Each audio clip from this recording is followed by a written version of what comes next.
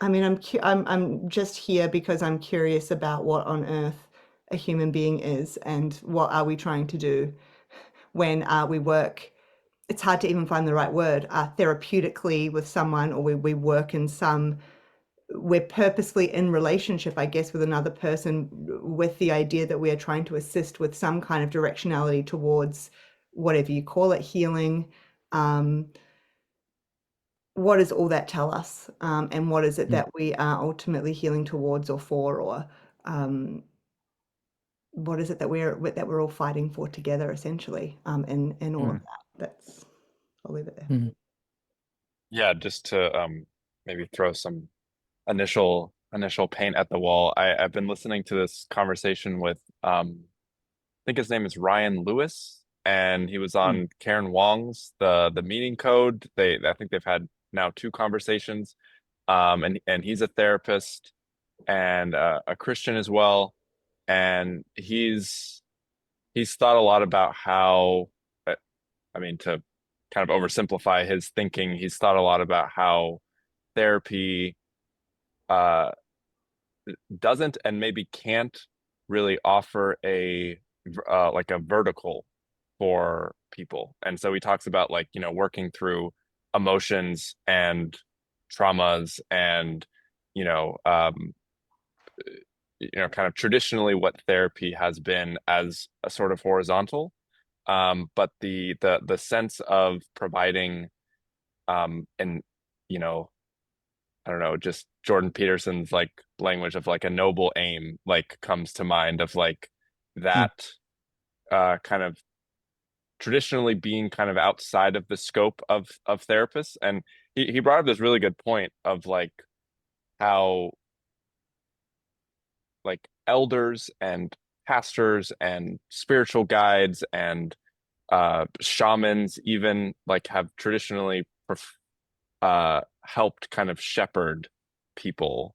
If you think of like a traditional culture where there's like a rite of passage at, you know, puberty age or 18, and you have elders, like helping young boys and girls like go through these transformative experiences. And also like being at times very direct of like, no, you're actually going down the wrong path. Like mm, this is this is actually destructive and like helping to course correct. And I think now with like positive psychology and things like that, as just a culture, and I think also therapists are very and just kind of the religious pluralistic age and in an age of religious deconstruction, like they're very, and probably rightly so, like kind of allergic to doing anything that might resemble that. mm, But because we've kind of lost the role of these elder figures, therapists have kind of taken, a lot of times unconsciously, assumed that role. And it's not really, like he argues, it's not a mm, one-to-one like replacement. Like it's not it's not something that um maybe I don't exactly know where he falls on it of like if therapists should play that role or not. Um and maybe that's a separate conversation. But I've just been thinking a lot about, yeah, like what do you do as a therapist with a client after the threshold of, you know, some deep wounds, traumas have been maybe not completely healed, but gotten to a point where this person is now opened up to think about, yeah, what is my life really for? Then I feel like a lot of therapy doesn't really know what to do then of like the what's next. And I think Luke, you may have mentioned this in a previous conversation with Aspasia. Um, yeah. It's kind of like, well, either that's a spiritual director's job or, it's kind of up to you. It's not for me to say, that's your journey. Um, mm, and so, I'm not proposing that the therapist should be this kind of like, or the healer should be, so hands-on and directive, but like even in the sense of like facilitating that opening and deepening, I don't think um, that the therapeutic consensus is within the therapeutic community is that that is um, in the job description. Um, and I think it should be. I just as a shameless plug, I made a YouTube video a little while ago titled "Therapy as the Gateway Drug to like religious convert." I don't exactly know what I said, but like religious conversion or like spiritual something, because that was what was true for me. Is like I genuinely felt like I encountered the spirit through my therapist, and it was like the first time that I had that experience in my life. Mm. Um, Mm-hmm. and my therapist wasn't trying to do that per se. Um, Yeah. it- Yeah. but yeah, it was through love and all of those things. But anyways, I'll pass it back there. I also just briefly think that quite firm shutting the door at that point of therapy that happens, with like, oh no, that's not for us. That's you need to go out now and do that bit, like job done. Mm-hmm. I mean, to me, that really speaks to just the firm insistence of the scientific method, I guess, and the kind of the model that this is all being jammed in and through, reasons for which I also understand. But I think can not always, and maybe it is more the exceptions. I don't know, but I think can feel quite jarring for everyone involved. That kind of Mm. if you're doing depth work with someone and having experiences sort of like you're describing there, Michael, that happened for you, and definitely that happened for me, and have happened with clients I've had, where you get to if you just get to a certain it's such a kind of it's such a I guess it's like a spiritual intimate encounter with something, and then to sort of say, all right, well, we can't there's sort of no more conversation around that, and it's not even just that, it's also I mean, if you want to just play the game of staying within the kind of medical model, there's not even anyone to refer them onto that after that fits in the medical model. It's not even like, well, go to this specialist now. So you can't even do anything meaningful within that if you want to stay within that model. Yeah, yeah. And I think it Yeah. is certainly a product of, because in my experience, it wouldn't stretch all the way back to, psychoanalysis and all these things. I think those were largely in dialogue with phenomenology and existentialism and all of these things that talked about where you're going to once you clear out the debris, and what it is. I think Eric Fromm and Frieda Fromm-Reichmann, they were talking about healing somebody to the point of mature love. Now, what that means and why we're headed there is a very interesting question, and like gets at I think we led this off with uh, what does healing look like, right? Was the opening question kind of. Uh, and I think back to Luke to our conversation, like, well, why and what are we healing from in the first place? Uh, that's giving us that direction, and is there something in that? What it is we're missing in the first place, or having these distorted aims in the first place that could give us some direction to what it is we're hoping to align somebody with in the end. Um, but yeah, I think those are the things that sparked for me, especially you talking there, Michael. Yeah.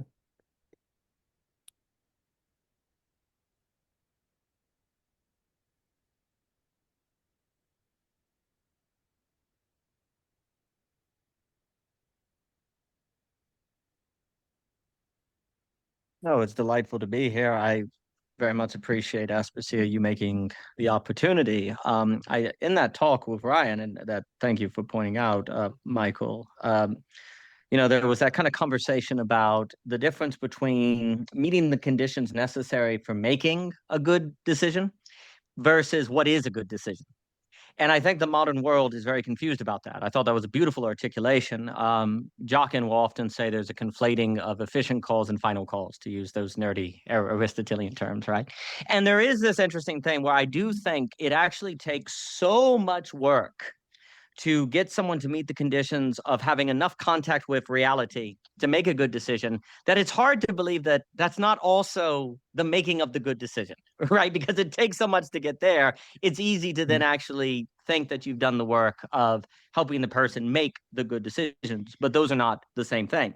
And I think also when you're speaking, you know, in the talk that that y'all had, Luke, Aspasia, and Nicholas, which was full of gold.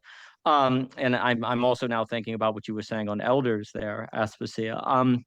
There's something about, like, for example, this idea that the more you kind of lean into this work, the work of transformation, the more synchronicities can occur. I know you said that, Aspasia. If there were elders around to say, hey, actually, the more you do that work, the more synchronicities occur, that could help you have faith to do it, right? Or the more you have an elder say something like Lucas stress, where transformation is not the same as, say, salvation, right? Like a lot of people talk about salvation in Christianity, but really the work is transformation. Those are not the same thing. Oh, really? I didn't know those were the same thing, right? So there are all these sort of, an elder has had experience where they can actually tell you can believe in things that are hard to believe. Like, for example, that idea, if each person on planet Earth were to do the work, as Luke was talking about it, when people come together who are doing the work, that has some sort of energetic effect.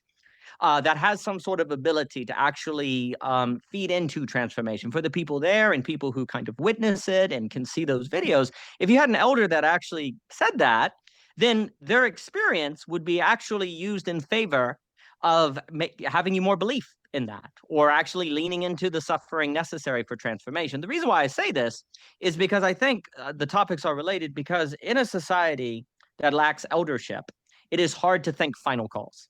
It is much more easy because now we basically use experience in service of a job.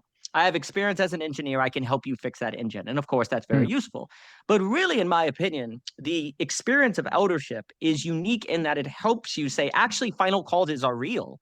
Actually, if you lean into that work, actually having courage, which seems like it's not going to do anything, can transform the entire field of your family or your relationships to open up possibilities that are not there. Well, it's very hard to see that on this side of the courageous act, right?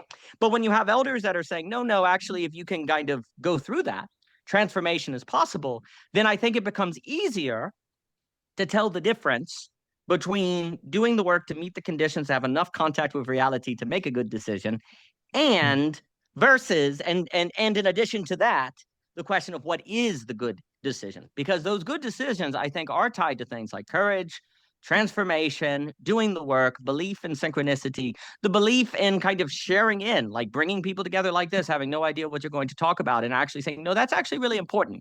It's actually extremely important to have the ability to go into spaces of relating with other human beings, not knowing what you're going to talk about, because that creates a place of surprise where you can really encounter the other and actually encounter yourself for once, because often our plans or preset ideas get in the way of that kind of surprise. But if you had elders that were actually saying, no, this is part of reality, this stuff happens, this is real, I think it becomes easier to give your life over that. But unfortunately, if we're speaking the church, I do think elders have basically been replaced with teachers, people who teach, say, the Bible, teach the doctrine, teach the stories, which of course has a role. It is always interesting for Paul's fivefold that teacher and preacher are actually different. And it is also interesting to think that the elder actually even has a distinct role, I think, to point to things like that Gertchef is talking about, or the energetics, or these different spaces. But as we've lost that, it is harder for us to tell the difference between the final calls and the efficient calls, which I do think gets to the question of what is the human for? What is it for? Ultimately getting at. And I think also the question of healing, I do think it is hard for humans to heal without a final cause. I do think it is. I think we can't think what is healing without much thought on this kind of stuff, because we're healed to the degree that we are able to bring these sort of realities into our life. And I think there are a lot of blockages. There's a lot of fear and things that get in the way of that. And also that sounds kind of weird and esoteric. And what are you talking about healing? Well, you need elders to say, no, that stuff's real. That stuff's actually real. But if you don't have elders, you only have your mid-years gropings to kind of think that could occur, where I think elders could provide confidence in these possibilities. But those were some thoughts.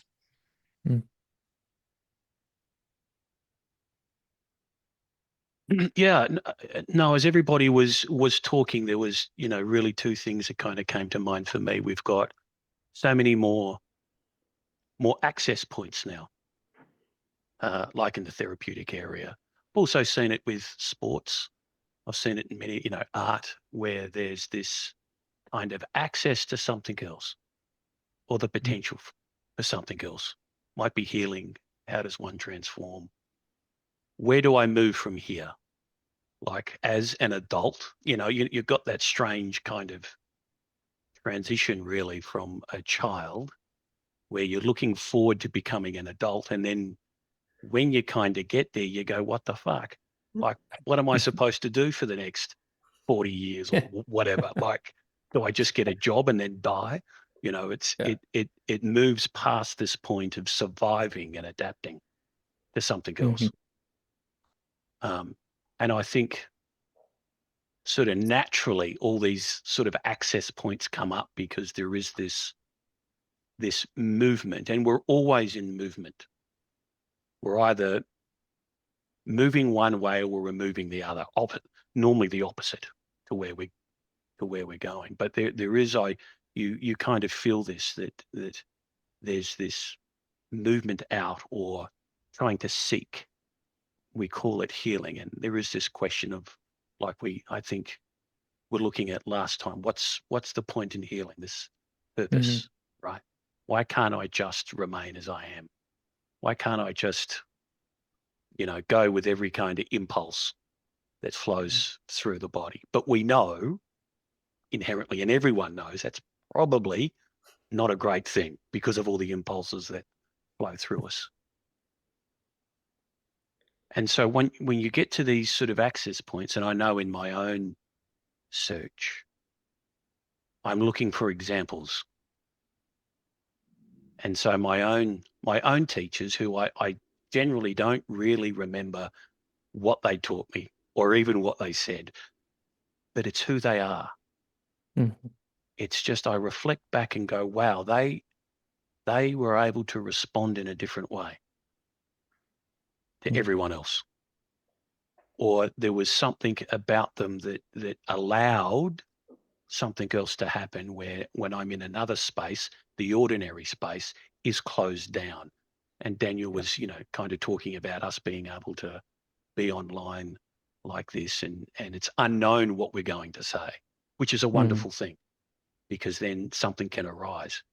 But in ordinary life, my God, if you don't walk into a meeting fully scripted, right, ready to go with your machine gun type words and ready to overpower and compete and do all the normal stuff, man, you die a very quick death, right? Or you're out of a job. And so the thing that I have seen more and more, particularly in our modern culture, is we need examples. People need elders, mentors, whatever it might be. And it's not what they say, it's what they do, it's who they are. And we're lacking that in one sense, because often these people live a bit of a quieter life,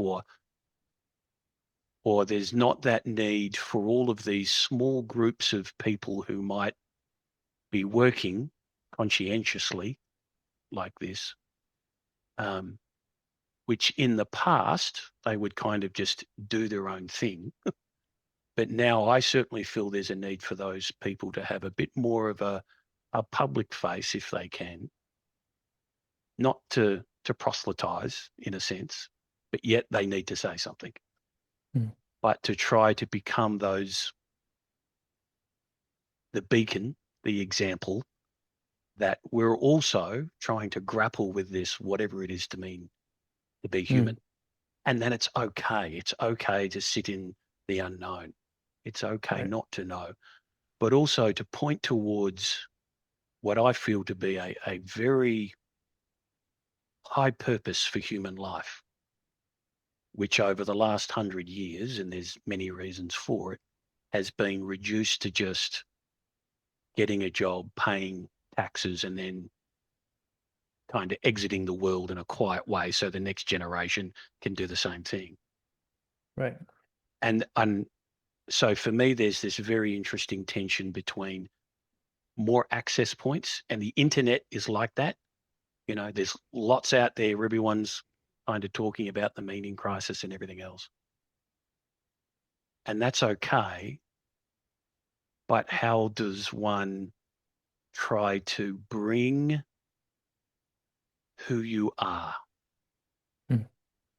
into a space like this, non-scripted, not trying to perform? And that's, I think, a critical thing for me. I know that with people that I work with and kind of others, it is such a foreign experience to come into a space where you don't have to perform. Mm-hmm. And when I was in the therapy kind of industry many years ago, I came to the conclusion that all I do is give permission, in a sense, for the person I'm working with to heal. I don't do the healing, they don't do the healing. But it's like they come into a space where it's like it's okay just to it's okay to fall apart, right? It's okay to howl, cry, kick, scream, let all that crap that's just hanging around, and even just that kind of by itself, to go through that experience, which I think was mentioned as those rites of passage, which we now no longer have, or they're in very short supply, whereby that experience allows you to go through something in a very emotional being way, not in a rational way. Because rationally, when you're kind of going through an emotional upheaval, it's normally like, oh, that's a bad thing. You're not conforming. Why are you disturbed? Maybe you need to be. Maybe you need to be turned upside down, because that's the only way you'll get to be the right way up. And so we've kind of lost that in our culture, that it's okay to go through this, right? And then, of course, the question is, well, unless I know others who've gone through this and they can bring their experience to it, not just talk about it or write books about it or whatever, but I know they've been through it and they've survived. And not only survived, but they've come through it in a way that's okay, made them healthy. I think without that, it's very easy for people just to get lost. And we all need guidance, all of us. I do. God, I do. But the form of that help or guidance changes. And I don't think that that's able to be acknowledged in our current culture, which ratchets everything down to a cookie cutter type of approach. So I think, well, my sense is, and certainly what I'm seeing and experiencing out there, is this void. And it's the void between the access point and God. Yeah. And you're kind of thrown into the abyss after you start to get a taste of something, right? A real taste. You go, wow, there is something more here that I've never experienced, that feels true. May not feel good, but it feels true. And then when you get to that point where the therapeutic kind of barrier ends, and it's like, tough, you're on your own because my insurance won't cover it, type of thing. You're dropped into a black hole, and then you get the spiritual marketplace, which there's good, bad, and ugly. But there is this sense that there's something more. The religions of the world, hopefully are able to help support that. But there seems to have been in one sense, a withdrawal because of the encroaching of the scientific model on essentially everything, which I think lacks in so many different ways. It's not funny, but that's another kind of conversation, that they've withdrawn to be safe, when really we need to embrace the risk.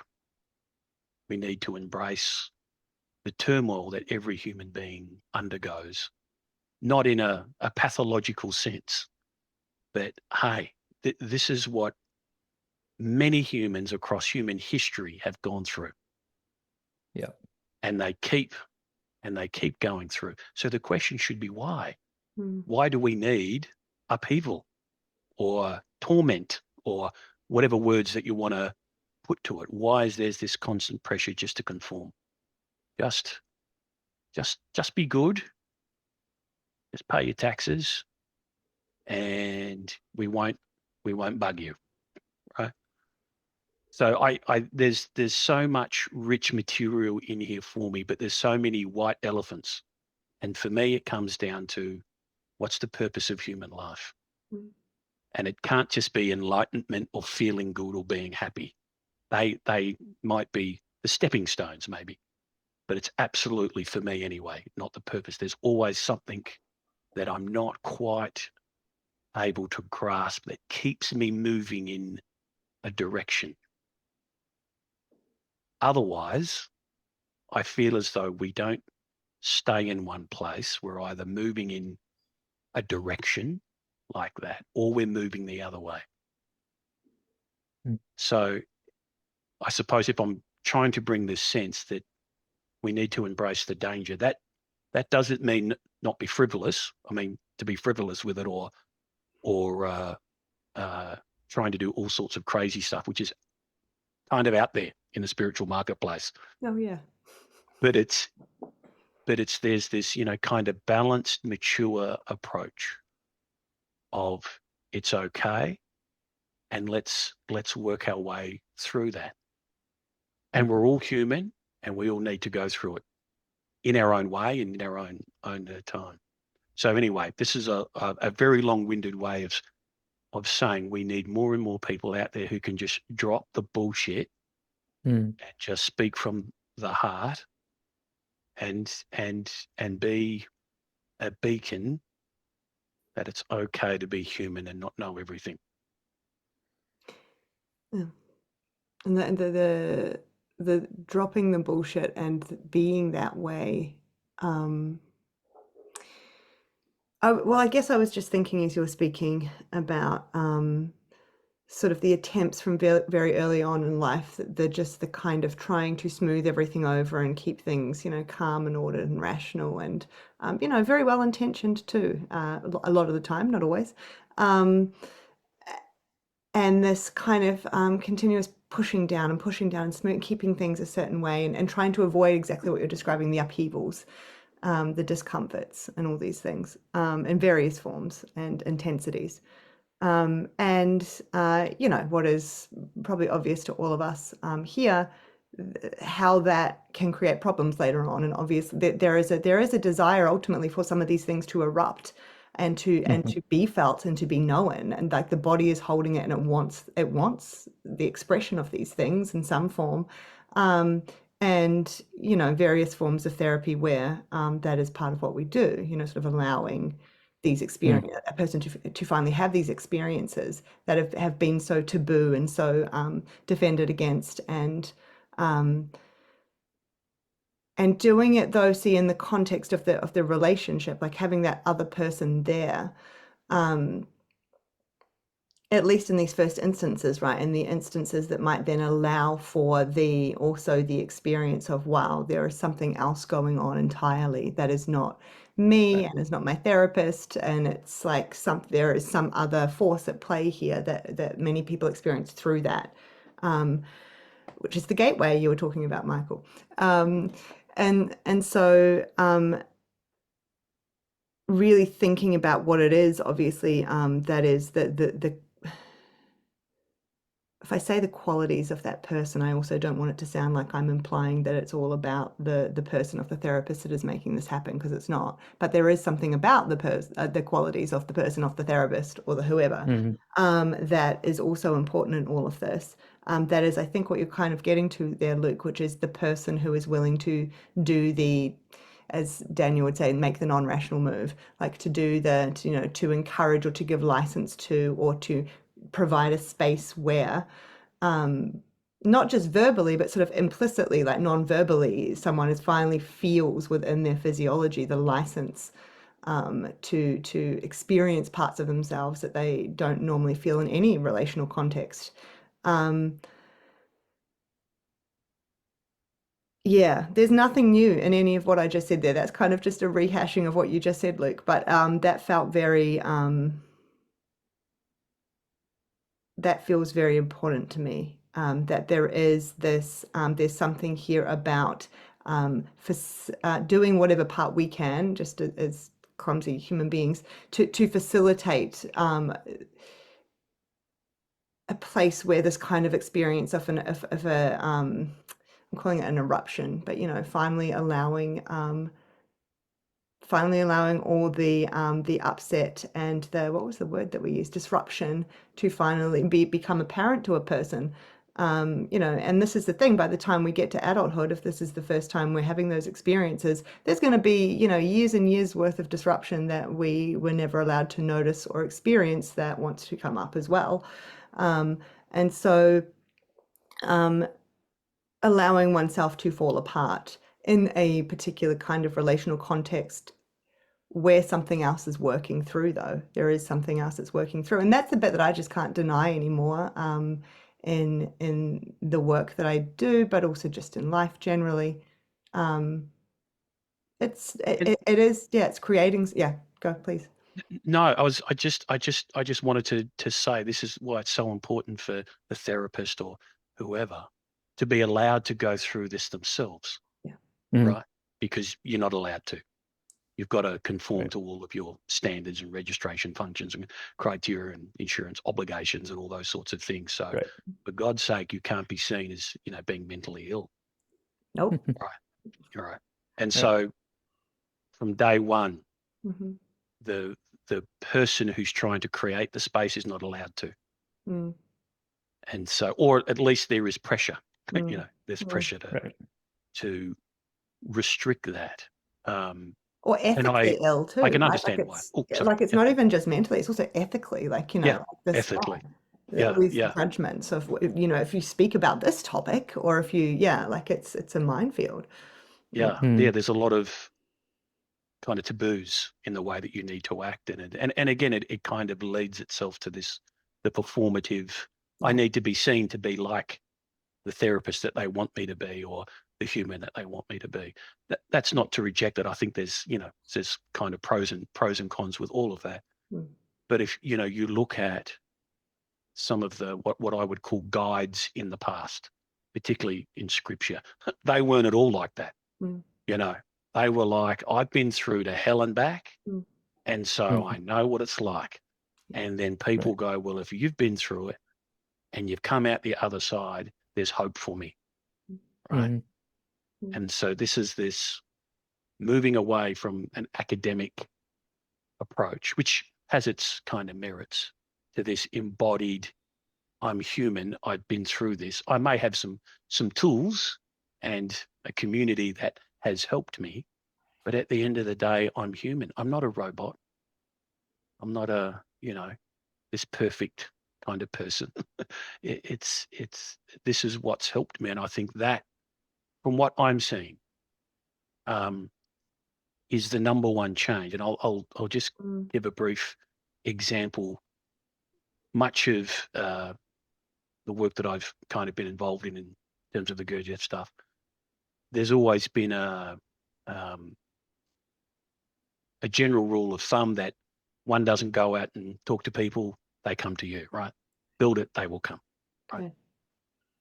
That has changed, and I've seen why that has changed. There are so many younger people now who are wanting to talk to the people who, and want to see the results in them of whatever it is that they've practiced. Yes. That will be how they assess things. They Yeah. actually don't really give a shit about the philosophy or whatever that you've done. If you call yourself a Christian, they want to go, well, what Actually, are you like? I agree Yeah. with that. I agree with that. Yeah. And so there's this, and I've seen this probably in the last 15 years, quite a seismic shift from, I'll accept as an article of faith that if you're the therapist or you're the, you know, that there's probably some good quality guidelines that will give me some assurance that, you know, okay, I'm probably all good. This That's, person knows what they're doing. yep.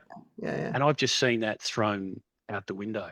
Yeah. And I've seen people want to reach out only with the view that they want to experience, okay, if you've done these things, I just want to know who you are and what you like, which has been incredibly confronting and challenging, I'd have to say, because, all your flaws and everything else comes to the surface, and, you end up being your own worst critic and all those sorts of things. And you've got to go through that.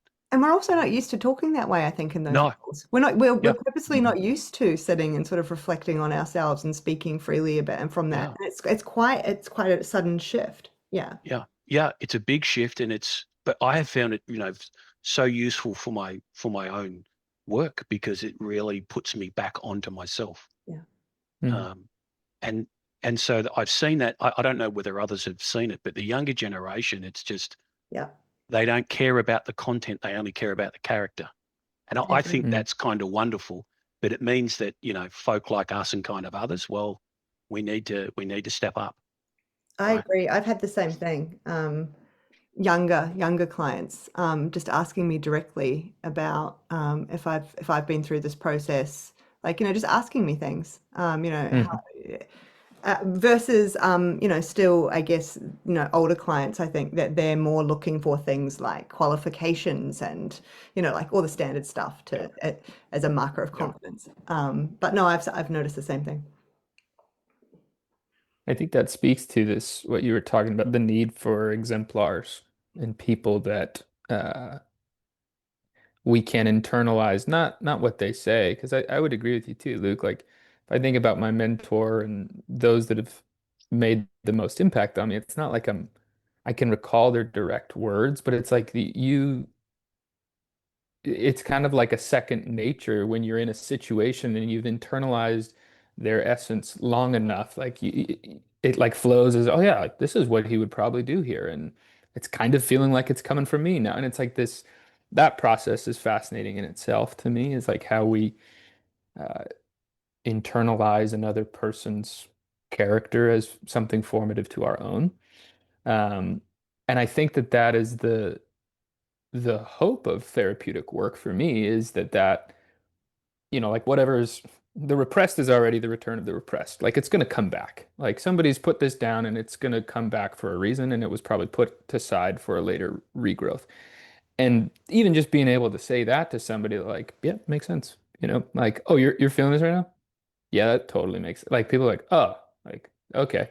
And I think that while likely a lot of analysis and psychoanalysis and therapies have gone away from that, I think that was the idea behind the sort of mutative interpretation. The thing that was transformational in what you say to somebody else is, I have taken in not just the words you said, but the interaction, how that makes me feel, and I'm putting language to that which you have not been able to yet. And that is what brings like oh, thank God, there's something here that this person just understood. And I think that is originally what that was trying to get at.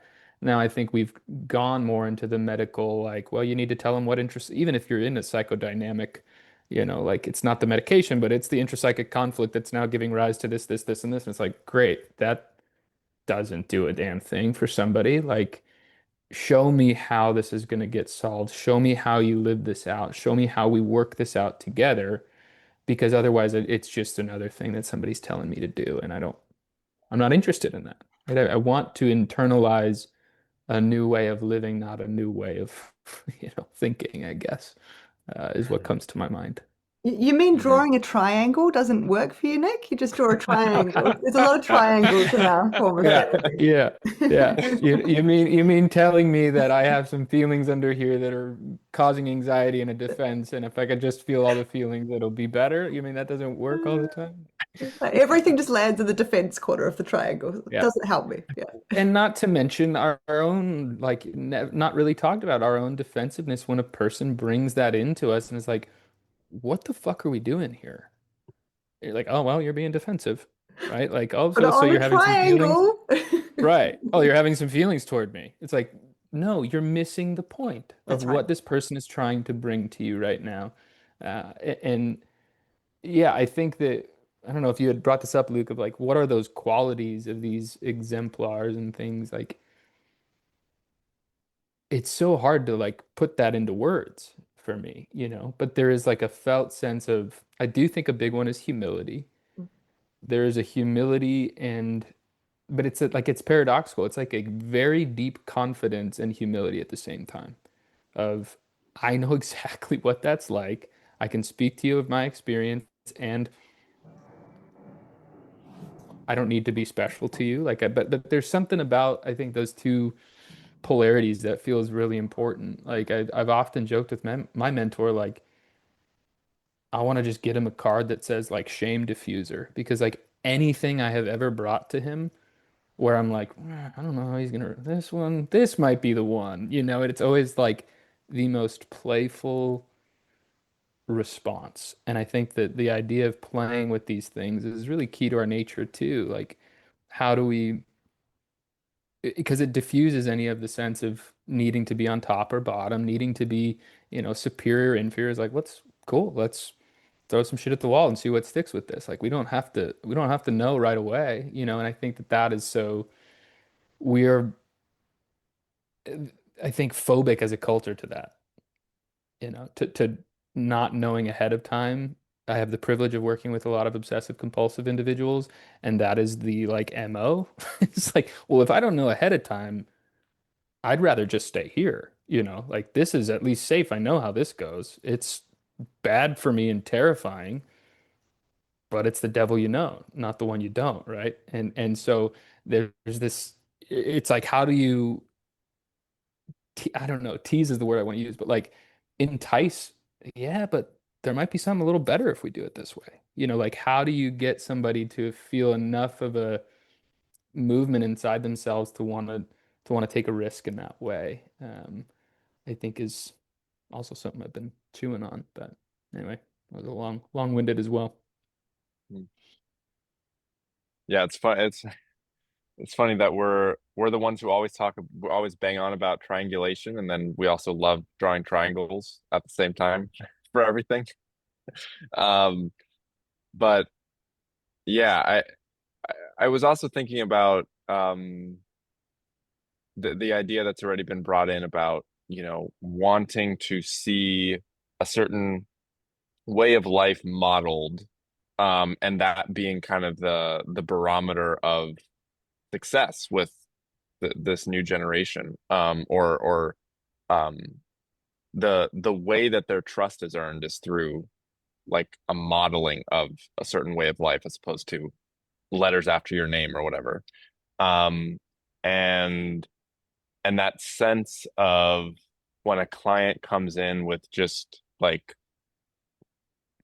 you know, kind of just utter desperation and utter just confusion about where to go. I'm in a graduate program for therapy, and it's a very kind of mind, body, soul, very holistic program. It was kind of founded at like the origins of transpersonal psychology, so it's like very like informed by that. Um, and one of the, I guess, prevailing kind of ethos of how they approach therapy is like the client is the expert. Like ultimately, like the client is like the expert of their own lives, and like your job as a therapist is to kind of facilitate and guide them towards their own inner wisdom. And there's a lot of that that I love and believe in, and kind of just this sense that like we all we all kind of deeply know and can feel towards like our own healing, and it can be very empowering, especially for people who, you know, grew up in authoritative households or had authoritative, you know, religious experiences or things like that. um but I wonder if it's like always actually serving the client, because what if they come at, like for me, for example, when I came into therapy, my therapist asked me once, like in the very beginning, like, well, what are you feeling right now? And I literally remember like looking into myself, and it was just like black. Like it was just fucking, like it was just like a vacuous like like I don't think I had genuinely ever been asked that question in my life. And like maybe I could have fucked my way to like a word or something, but I had no idea what I was feeling, much less the layers of emotions underneath that and how to like work through that. And I think if you like too early on have the posture as a therapist of like, well, the client is ultimately, you know, their their own their own sage, and I'm kind of just gonna step back and let them kind of um I I I don't know if that works. And maybe at a certain stage in therapy or with certain things it does really. I think especially if a client is coming back to you with like kind of the same like problem, it might be helpful to kind of like, well, okay, like it seems like we've kind of fleshed out the territory. We've worked through this. We've understood the different relational dynamics. We've understood how you feel. Like, what do you think needs to happen here? Like maybe that is a situation where it is helpful to kind of turn it on them and like have them um really tap into that sense of inner knowing. But um I I've just like kind of heard professors and different you know different people in my cohort and myself as well like hold that position, and I don't know, I'm kind of just getting to a place where I'm kind of questioning it, and I'm just curious what comes up for all of you just with this idea of exemplars um and Yeah. kind of yeah. Something I've been chewing on. Sorry, I didn't mean to monopolize if No, somebody no, else no, had something no, to say. no. I was, yeah. The best words that I also have for it might not be what everybody is happy with, whatever. But I do think there is a maternal and paternal side of therapy and working with people. And when you have too much of either, you get in trouble. If it is just, and this Mm, is in yeah. intensive therapies, this is in psychoanalysis, where it's like all the Winnicottian, like let's just hold space for this person and just welcome. It's very motherly and all of that stuff. It's like, yeah, but like you're holding space for something that is visibly destructive to them. And that's not caring necessarily, right? But then the other spaces where it's too rigid and too paternal, you don't have enough of that. And you're like, do this, do this, do this. It's like, okay, great. You're going to get a compliant kid. But the sense of like this is a paper I think I'm trying to formulate. So, but the therapeutic implications would be like the state of optimal intrusiveness on a person. Not like you're bypassing their boundaries or anything like that, but like I think we are formed as people with things to push back against. We are formed as people when we have enough of a structure that which we can kind of fight and push back or play with and wrestle with and all that. I think that is very vital to our uh, growth and development as kids. And so like why do we shy away from that in the therapeutic realm or in the healing professions? I know why. Like I don't want to overemphasize somebody into our way of thinking. Sure. And there's probably a good reason to be cautious about these things. But if you can't even go there in your head to formulate that, no, I think here I would need to be a little more firm. Or here, this is the space for a little bit more of like, let them figure this out. I think is problematic. And, I think that also gets at the things that we begs on the healing question too, is like when somebody has some trauma, and trauma is very broad for me. When somebody has some traumatic experience early in life, there is the residue of that, the bad stuff. And by that very nature, there's the absence of the good stuff they didn't get. And so when a person is coming into therapy and they have no idea what, like he said, like I didn't even know that was a question that could be asked on the like bingo card. Like, what are you feeling? And like you don't know how to do that, Mm. right? And so you're not just making up for the presence of the bad, but you got to have a lens or an ear to make up for the absence of the good. That which I should have gotten more of, I think. That which I should have had somebody model to me of, oh yeah, it's okay to check back in with myself and try to piece something together and not know how to do that just yet. I think Davin, I don't know in what book I read it in, but I think he talked about like at the beginning of the therapeutic process, the therapist is more in the driver's seat. Yeah. There is more of a sort of not so much of a co-pilot dynamic. Like there is a little bit more of a supportive role that has to, because if a person can't even have an observing ego or something that they can see that this is happening, first you got to help them do that. Like you got to help them develop that sense to be like, oh yeah, this is something I'm doing here, here, here, and here. Otherwise, you're just telling them to do something they have no idea what you're talking about. That is what it sparked for me, which has been, again, fresh on my mind as I'm thinking through this and have gone different site placements where previously it was a super active therapeutic model of like ISTDP, and now I'm at a place that prizes psychoanalysis, and like, uh-oh, lo and behold, like you got people in both camps that think the other person's doing too much or not enough. And okay, like what's the optimal range in there that's going to give this person the space enough to develop and push back against like yeah, that's my thoughts. The state of optimal intrusiveness is perfection. Please write that paper. Okay. That is Okay. words to something. Like I've been thinking about it as like that kind of that point between, you know, closeness and autonomy and like that kind of, but I've been thinking about it in the same way, you know, when someone is conflicted around that and how much, anyway, the words are perfection from my humble point of view. Thank you.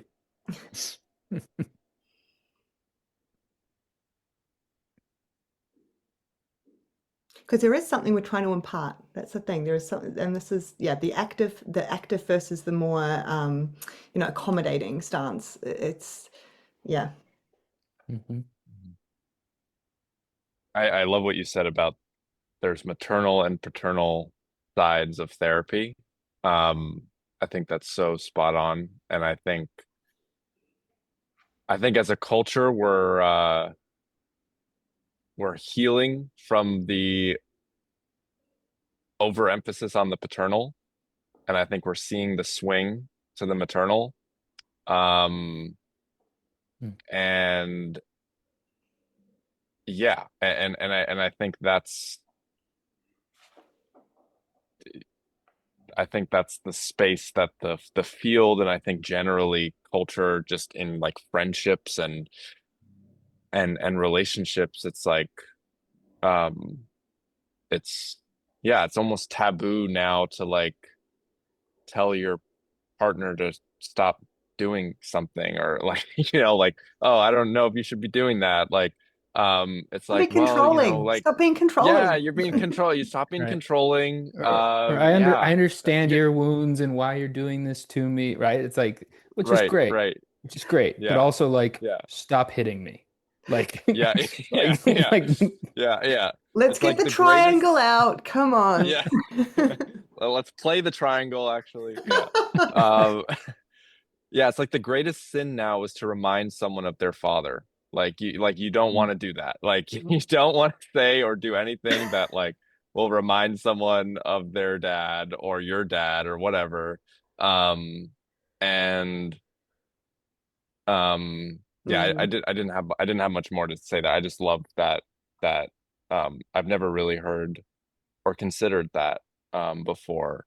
And I think I think you could have said masculine and feminine, but I think there's something to the maternal and paternal sense as like as distinct from just masculine and feminine that feels really important to think about here. Yeah.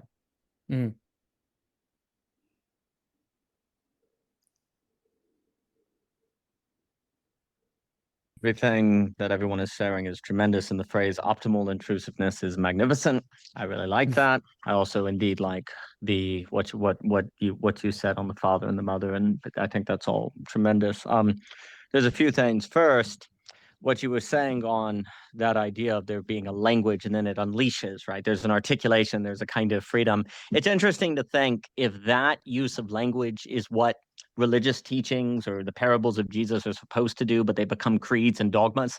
And it's interesting to think if like the right use of language is actually that articulation. And it's very interesting because in those articulations, they're saying something you knew but didn't understand, or something you kind of intuited, had a sense of, but the energy is blocked. I'm thinking in that Gurdjieffian sense, and you're looking for that articulation that frees. And it's very interesting. It would be very interesting to kind of review, say, the sayings of Jesus and how many of those should actually be articulations that unblock, but have become kind of dogmas that don't have that liberating quality. That would be very interesting. I'm also thinking of that double feeling of confidence yet humility, which I think is quite beautiful. I think it is hard to get that if you don't have a sense of some shared reality that you're both on the front lines of confronting. And you see, that's where you can be confident that it's like, yeah, this works, but you're humble because it's like there's also things outside of our control and reality is bigger than our propositions of it. So I think when people, there has to be a sense of a certain, I want to say, shared all of life. Like if you think it's a machine that someone has the program of, or you have the master key to solve, you're not going to have that humility. But if you think there's some sort of like vastness or mystery or thing that is life that you're both on the front line to deal with, you can have a confidence in what you know helps with that, and yet still have a humility because there's this thing that's greater than us and you don't have the key for it. But hey, these are from my experience. Hey, these are whatever I've seen. These are the patterns. These are ways to free language. I think it is difficult to get that blend if you don't have that kind of, hey, I'm on the front lines with you against this thing that is reality that we're kind of puzzling with, right? And I think it all points to this extremely important question of the purpose of human life that I think Luke is pointing to, that ultimately it comes down to and people don't want to talk about, which is a problem. I'm also thinking about, I'm not sure if I would want to be forceful on this language, but to the question, it is almost like I want to say, and again, I'm not saying this is the right language for it. It's almost as if a therapist can only heal to the degree they're also a model. Like a therapist to the degree they're also a model can heal. And I want to say there seems to be, if we go back to that Ryan Lewis talk, and again, I'm not saying this is right, but you need the therapist in order to meet the conditions of enough contact with reality so you can make a good decision. So that's like, you've now done the work to possibly heal, but now you need a model to heal.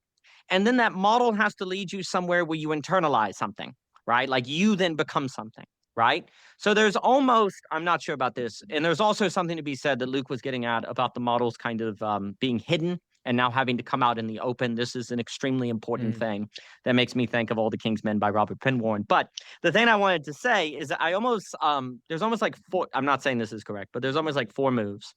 You can have the individual that's so far stuck in a self-relating logic or enclosed and trapped in something that they need the therapist to pull them out. So step one, you could be pull them out.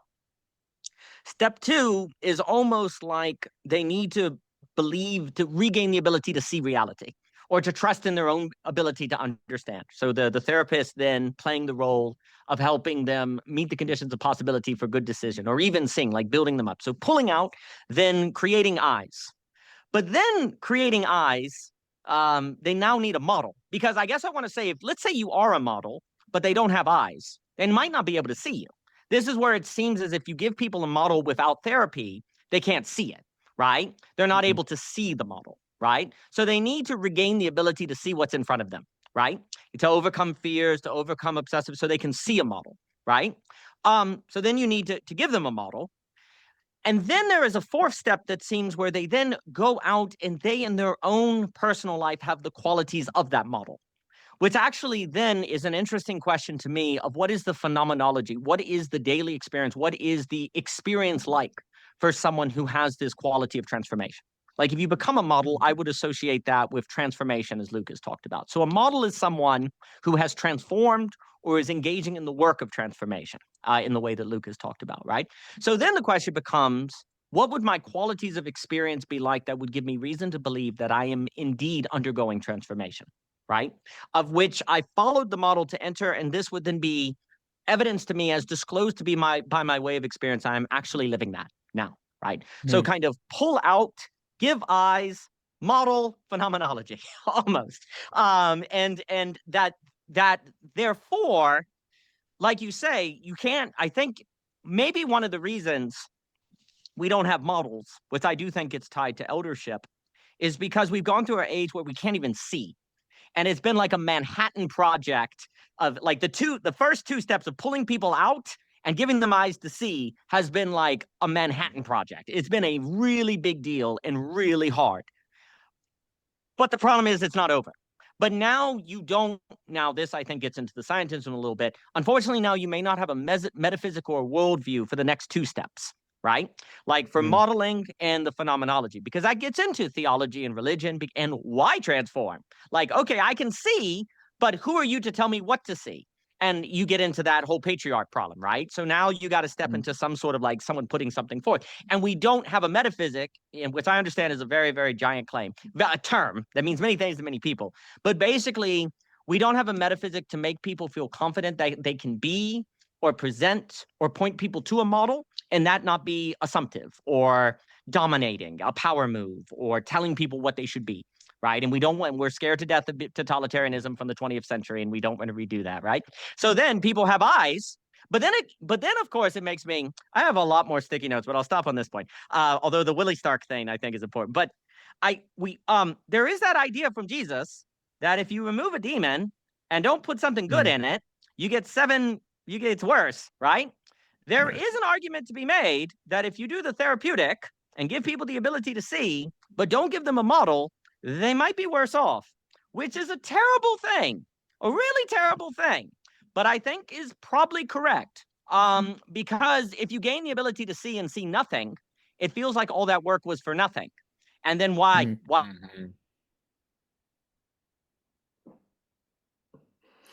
We've lost cliffhanger of all cliffhangers. I know, it's always on a cliffhanger with Daniel. Of the other two, and I froze. I knew I froze. The barn cats are going after the internet. But yeah, I think there is something where, like, if you give people the eyes to see, but they see nothing, then they're like, what was the point of it? And they lose hope, and then they can perhaps fall back into a deeper thing that's harder to pull them out.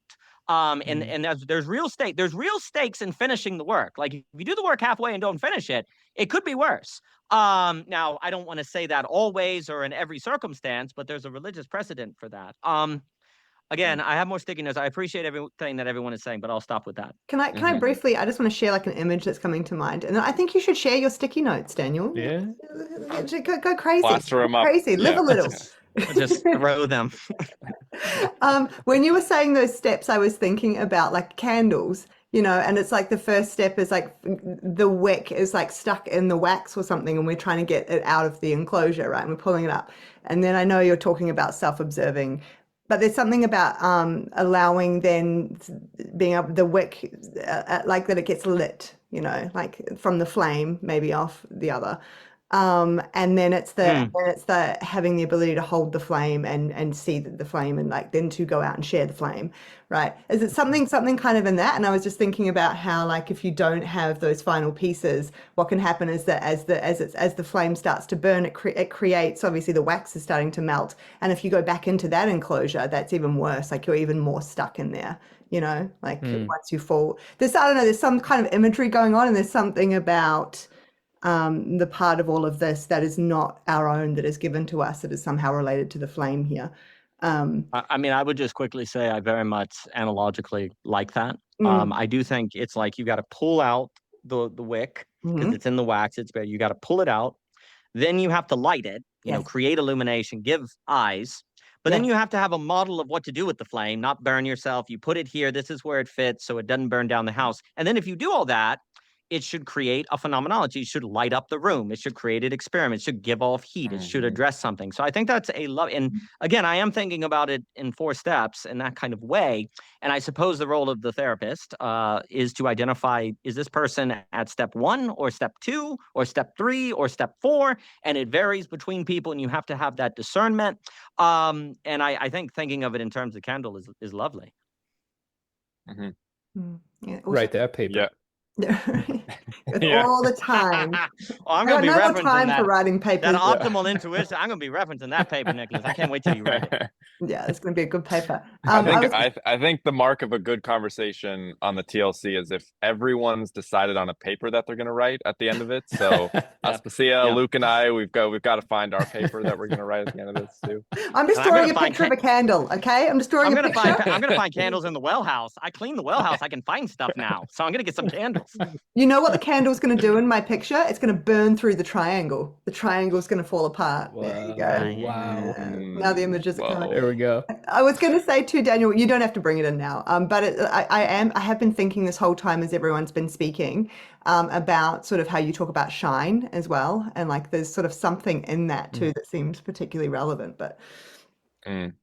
oh, shut up. Well, I mean, I think it's a very big deal. I get so there's a few first, as a kind of just an overarching note, I do wonder if there's something about the purpose of human life being to believe in miracles and to make other people believe in miracles, which is a giant claim, and it's very strange. What in the world am I saying? But I think there's something about that, because you have to believe something that can occur that you didn't believe was possible. Like, and it's very difficult to believe that and to have other people believe it's that. And if you, in this sense, don't believe in miracles, you end up in enclosures, self-relating logics you can't escape. You end up in pains you can't heal.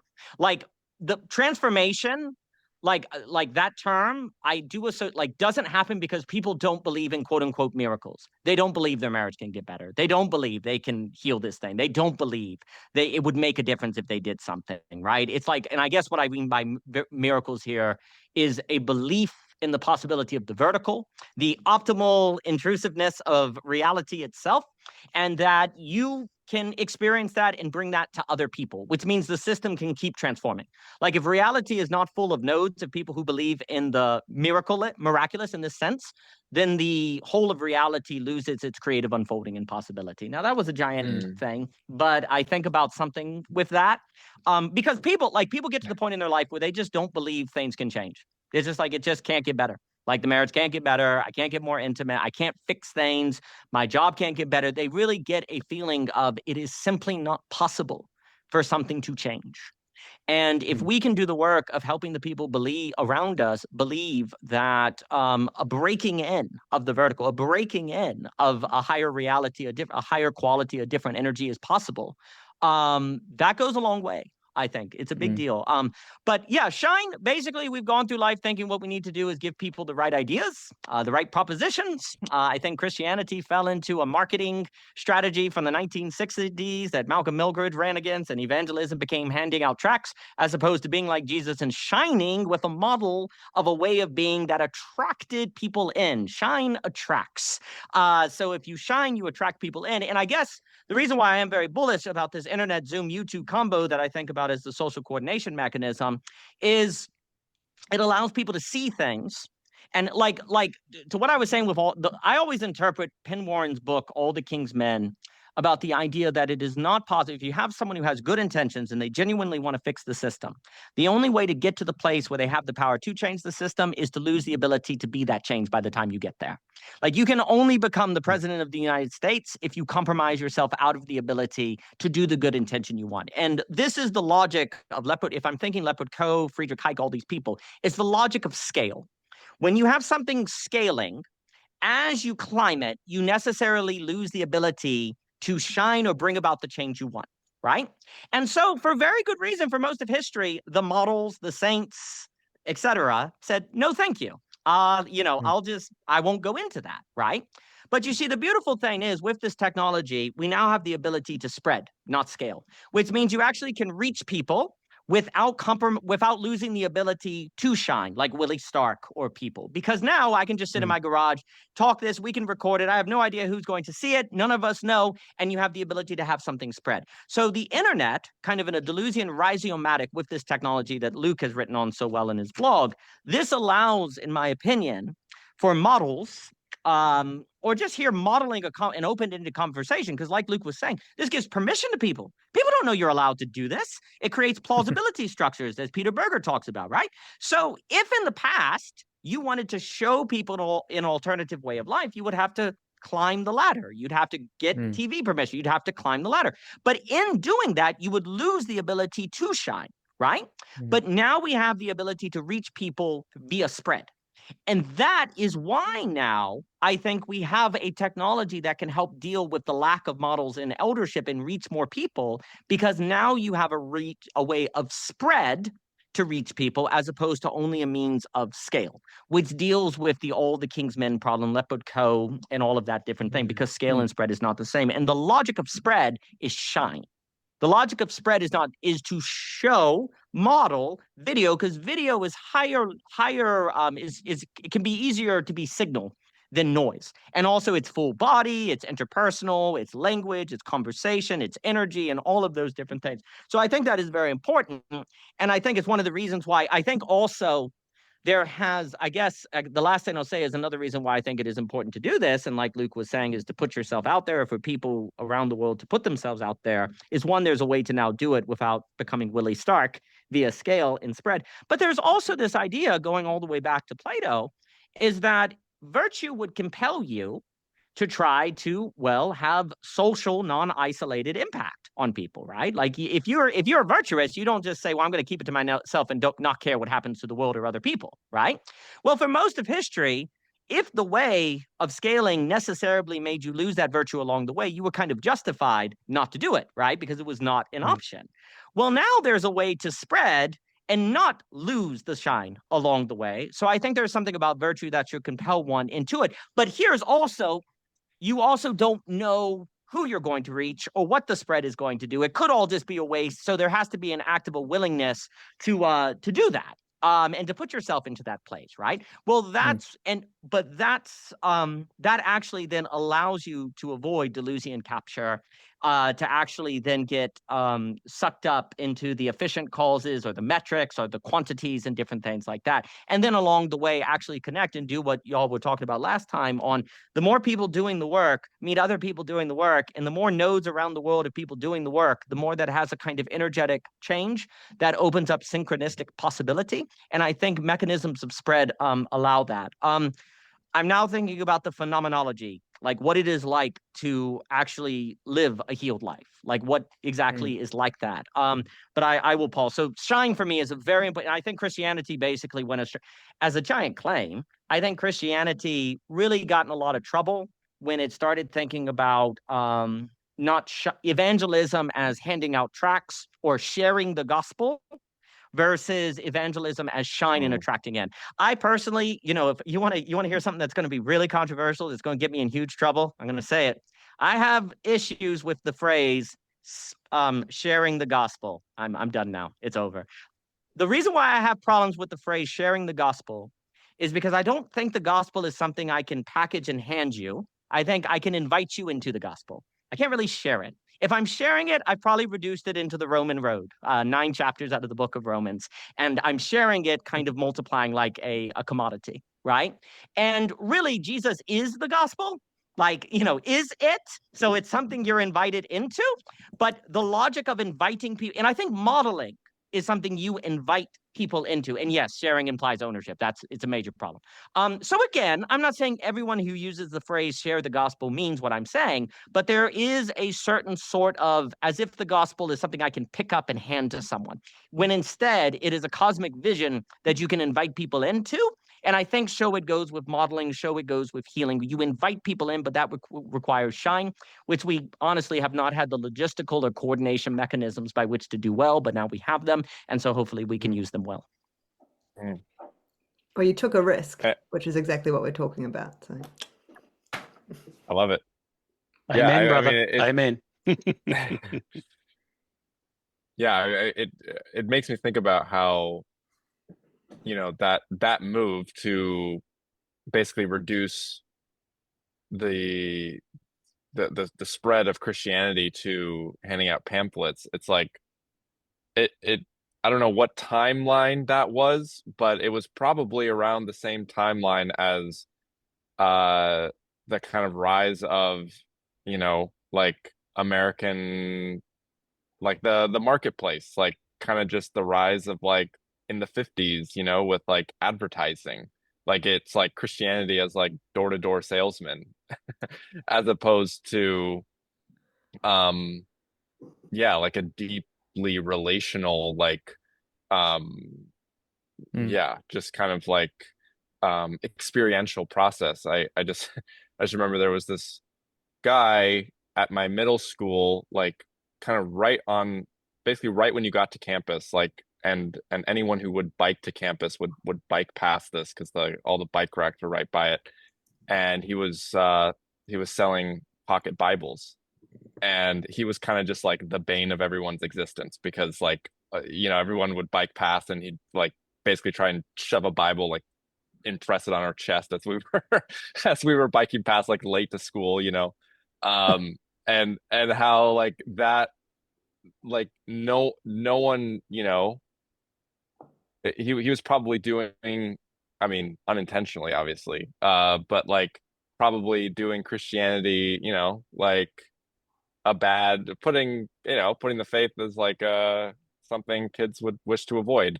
And maybe if there was like an experience that someone had of their middle school teacher being like warm and open and curious about the world, and maybe if they never mentioned religion at all, but someone was like, I remember Mrs. such and such, and she had, she made me fall in love with the world, and then that ends up one day like in some subconscious way leading them to God or faith or whatever, like that has a much more profound impact than, yeah, than someone just being like, oh, you should read this. Why? I don't really know or really have time to tell you, because Yeah. I gotta, sell 100 copies before noon or whatever.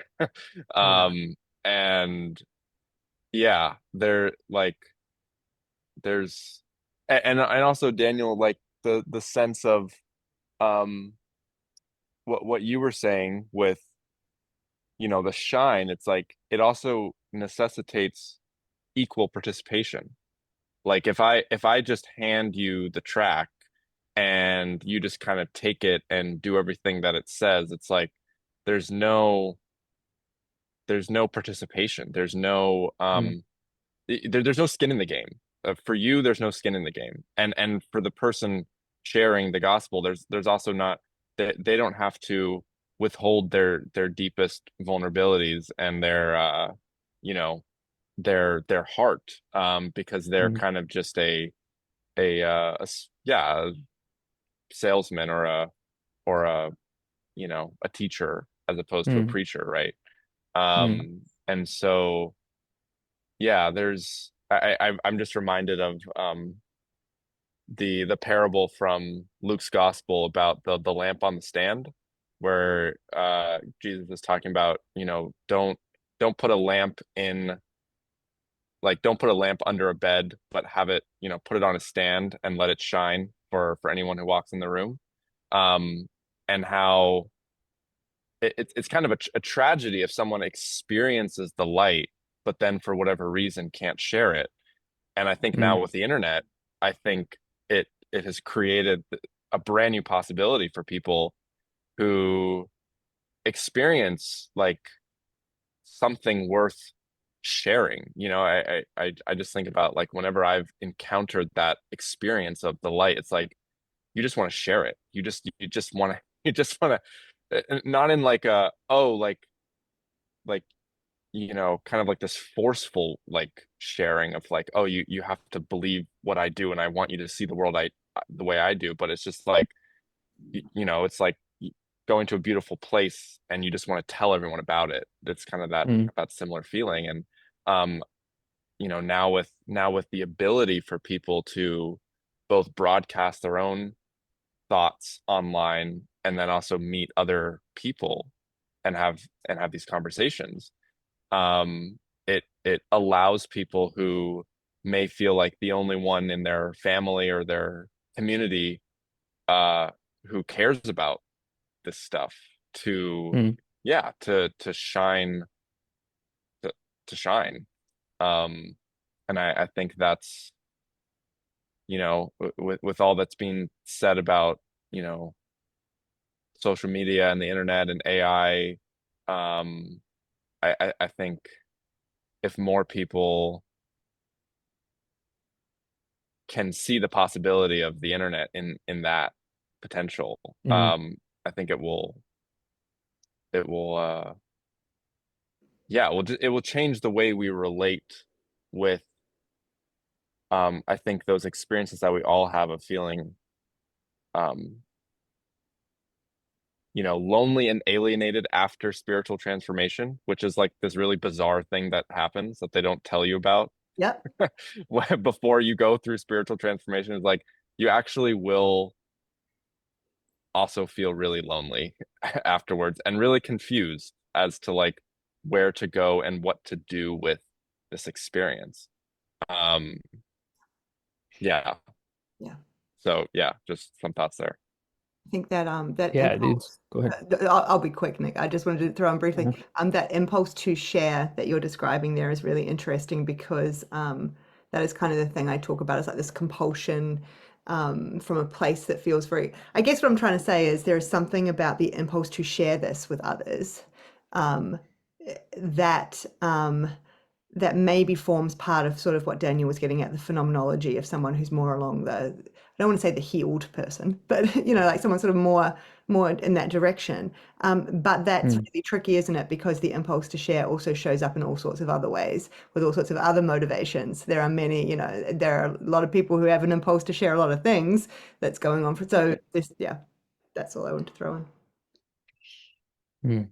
No, I mean, it's by no means a scholar on Christianity, but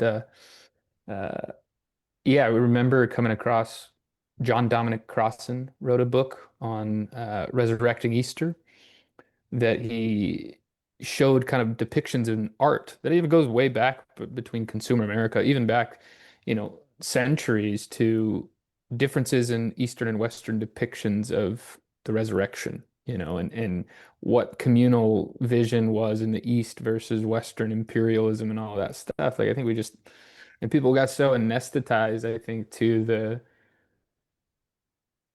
radical vision of it, not just Jesus, but I think a lot of religious teachers, what they were saying becomes so commodified as come listen to this, that I think it loses a lot of its hope and value for people. And um, I think I've referenced Fromm today. He must be on my mind. I don't know what I did with my copy, but The Art of Loving by Eric Fromm is probably my favorite book. And I think he talks about like the mature monotheistic person never speaks a word of God anymore, right? They just live it. They just live that out and people see the shine or however, they don't feel compelled to necessarily talk about the dogma or the belief structure, but people are drawn to the way that they live their life. And to talk about this quality of, I don't know if we can name it directly, of what that is, but the metaphor or like the quote that comes to my mind is from Teilhard de Chardin, and he says that nothing can resist the person that smiles at life. I don't mean the ironic, disillusioned smile of my grandfather, right, but the triumphant one of the one who knows that he will be, triumphant or at least saved by what seems to be destroying him, right? Like there is this sense of, I think that is, I don't know, whatever the hell that is, but that quality of like, this person seems just like largely unaffected in the best way by what comes to them. Like they can incorporate all of that as something like, yeah, cool, this is part of the journey, let's do it. Like there's a sense of that, maybe confidence again, like and humility that whatever's coming my way is ordained. We're tempted to start using those words, right? That feel very religious, or like his providence, all these things. Like whatever's coming my way feels fine, like I can handle it. It might suck, it might be painful, but I've got this underlying ontological security that can't be shaken, that I know where I'm going, right? That I know where I'm headed. And I've been, I know I haven't worked for that. That's been kind of given to me. I think that's another Mm, piece where I mm, haven't earned that place, but I know that I have a place here, if that makes mm. sense. Yeah. I'll just be really brief and then I'll be quiet. But something that I've been curious about this whole conversation is like that sense, and Luke alluded to it earlier, of like I'm either going forward or I'm going backwards, I think was how you put it. Um, how do we distinguish between that sense of being compelled forward and what people often talk about today is like the hamster wheel? Like you're just kind of on, you're on the track of, pseudo Mm. capitalistic whatever. And we just have to keep, people say like I just have to keep pushing through. Like this job sucks right now, but in a month I'm gonna have my 2-week vacation. I just gotta push through, and then it's all gonna be great. Like how is that? Because that's obviously not what we're talking about here. Like, and so what distinguishes that like outlook versus like, I'm in this dark night of the soul, but I know that there's a light at the end of the tunnel, and I'm gonna keep Mm. staying the course. There's something I have Mm. very little to say on that, but I would say the bit that did come to mind, which is there's something in that previous comment I made in another conversation about the noticing more synchronicities as an example that seems relevant to that. It's I for whatever it's worth, my personal experience of it anyway has been that there is just a lot more that's mysterious that seems alive or something that when I'm moving in that direction. I don't know, it's kind of like something comes to visit me or something. I don't know how to explain it, but it's like little reminders that whatever the thing is that I'm aiming towards in that moment or sort of chewing over and whatever's going on can feel very lonely often, because it often is the kind of thing that is sort of different to everything else that's going on around oneself. And I don't know, there's something about sort of just little reminders that come from somewhere else during those times that they make me cry, that it's there is a sense of being, I don't know, communicated to by something. That there's Mm. just a quality to that feels very different to, oh, that's kind of a cool coincidence. I have those too. Like, I'm not implying that this is Mm. my life every day. I have those too. But there's something different. I don't know. There's this kind of very strange quality to it. I don't Mm. know. There's something about that as a starting point that helps for me anyway. But how to even put that into language to share with another person, let alone how that's going to help another person tune into whatever they're doing to Mm. experience and know that themselves, is a whole other Can I question. press a question to Yes, you please, in please. that Yeah, yeah, that that yeah, yeah, that yeah. given that understanding that this is something new is coming and visiting me, and Mm, maybe it's going somewhere. Is mm. that something you came up with on your own, or did some exemplar tell you that that was a way that you could think about what trials you're going through? Maybe I got it from reading books. Maybe. Maybe it's something that came through books I was reading from very young. Hmm. I don't remember anyone ever explicitly. It feels like something, this is part of it that feels like something I've just always sort of had contact with. I don't really know how to explain it. And Mm. there really haven't, when I say this, I don't want to imply that it's been the exact opposite, but there really haven't been people around me that have ever explicitly been speaking to me in that way. But they're also not anti it, but Sure. it was never coming from, it was never led by Hmm. anyone really I can remember around me. I mean, I have a few memories of different things to do with music and to do with the Greek culture and to do with being in a church every now and then. And like I have some brief sort of flashes of things that come to mind. I suspect it's probably linked to um, things and ideas and ways of being and understanding that I absorbed through literature. And but it has been Yeah, no, I can't think of anyone that has ever sort of explicitly spoken in that way. Mm. That I've personally known outside of maybe book characters, but they felt very alive to me as well. So, I mean, there are exemplars of it. I was going to say, I think those count. Yeah, yeah, yeah. You know, like I love Dissolve the Greek as an example, you know, of a book. So, you know, there's you know, there are examples here, but that is different to, yeah, like having someone sort of explicitly in my life who I'm talking to back and forth. But yeah, there's key authors that I've always sort of talk about as almost feeling like my friends, because when I reread them, I feel like I'm in conversation with them. Yeah. Thank you Yeah, for entertaining my question. yeah, of course. Love a question.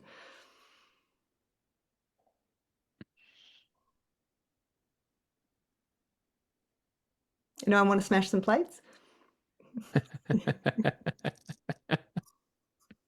Not to jump in. I think I always do like Peter Kreeft saying that basically reading books is speaking with the dead. And I know we had a conversation about that. And I think basically when you have a lack of elders, and you could argue there's never been a global class of elders, that, you know, we, as you move out of tribes into different forms of collective life, you lose these things, and we've lost them in the modern. But the best bet you have to make up for a loss of elders is reading books, because you're speaking with the dead. You're speaking with the older generation. And there is arguably a high probability that the great books, now that's a loaded phrase, is going to have eldership in it. But a lot of times now what's actually happening on the social coordination mechanism, and I think basically that, you know, that's just what I call it, to complement the pricing mechanism of Hike, and we've never had that, so capital has overextended. But basically it's either going to be Nick Land's AI capital that replaces us, or it's going to be the social coordination. So the stakes are high. But I think basically what you're seeing online is the books, you have a level of integration of the different books, like that say Aristotle doesn't integrate himself with economics or therapy or Philip Reeve or different people, right? And a lot of the people in these spaces, which is outside the colleges that tend to be very focused on specialization, where we've missed the generalists and the integration. The eldership thought tends to have an integrative gestalt element to it, in my opinion, and a lot of people are doing that work now. And you're kind of bringing these things into dialogue, which you could argue, because of logistical and coordination limitations, a truly generalist, you could say, or integrative education was not so readily possible. You needed the ability to easily listen to a lecture of the world's greatest, you know, someone like a Holgate on Hegel, and then easily go through Eric Fomer, easily then learn about Philip Reeve. Well, how were you going to get a plane ticket in the past to go to the best scholar on Hegel, then the best scholar on economics, and they're all at different universities in different places? Oh, now I can find them online. I can get their books, and I can find other people. So that quality allows an integrative possibility that I think is getting at what eldership can provide, or needs to provide. And perhaps there's something now about the age of realizing the fullness of what that means. I suppose the other thing I am thinking about is this phenomenology question, because the question of, so what is it like to be healed? Like, what is it like to be healed, right? And there's also healing in the sense of I am not sick, and healing as I'm thriving, which are not necessarily the same thing. I could be healed in the sense of I'm not sick, but I might not be healed in the sense I'm thriving, right? So those are different things. And I think also you get into phenomenology here. And please note, phenomenology is not merely the question of experience, but if it is possible to have experiences of synchronicity, then the phenomenological inquiry is then what are the conditions of reality that make possible that experience, right? So you always end up in kind of metaphysical concerns, because, for example, if I experience this Malibu as blue, then what must reality be like so that I experience that Malibu as blue? Maybe in across some noumenon, it's not actually blue, but nevertheless, I have to say reality is such that on this side of the noumenon, it appears as blue. So you have a real inquiry, right? So you start asking questions, and this is where you start getting at from phenomenology, you get into questions of what reality is like, right? There is also an issue where you have to, if something about being human is tied to the question of knowing the purpose of life, which is final cause, you also have an issue of saying what the final cause is as opposed to letting the final cause unveil itself to you. And that has been one of the great mistakes of teleology, is the saying of what the telos is, as opposed to meeting the conditions by which the telos can emerge, right? And that's really big for Aristotle, because if you say what the telos is, you're probably talking efficient cause. If I say the telos of the hammer is to be used for nails, then I might be running the risk there of actually just thinking of the final cause as efficiency, right? But if I say, well, the final cause of the hammer, what is that?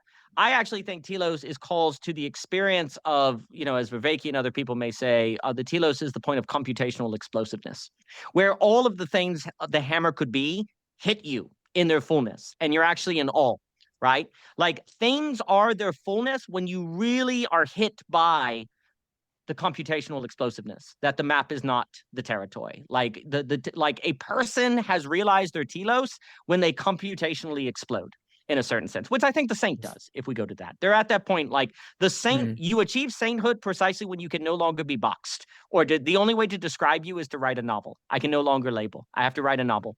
And then the novel is open to a million interpretations, right? And so the thing becomes that, therefore, in order, I think there is something to be said that our final cause has to be unveiled to us. And so the questions are, what would be particular qualities of experience of which would give us reason to believe that we are aligned with the purpose of human life, what it is to be human versus not? Because you have to have the thing emerge to you in order not to run the risk of reductionism, right? So if we say it's to transform, which I think is absolutely getting at it with that Gurdjieffian sense, it is transformed. What would be evidence that you are undergoing transformation, which would be evidence that you are actually healed in the thriving sense, right? Well, I am quite partial to energetic talk. Michelle and I have been talking a lot, and certainly Gurdjieff gets into this of, do you feel as if energy mysteriously appears in your life? Can you go through your day and suddenly have energy? Or is your day just running out of energy all the time? And is the only way you get energy in your life to eat and to sleep?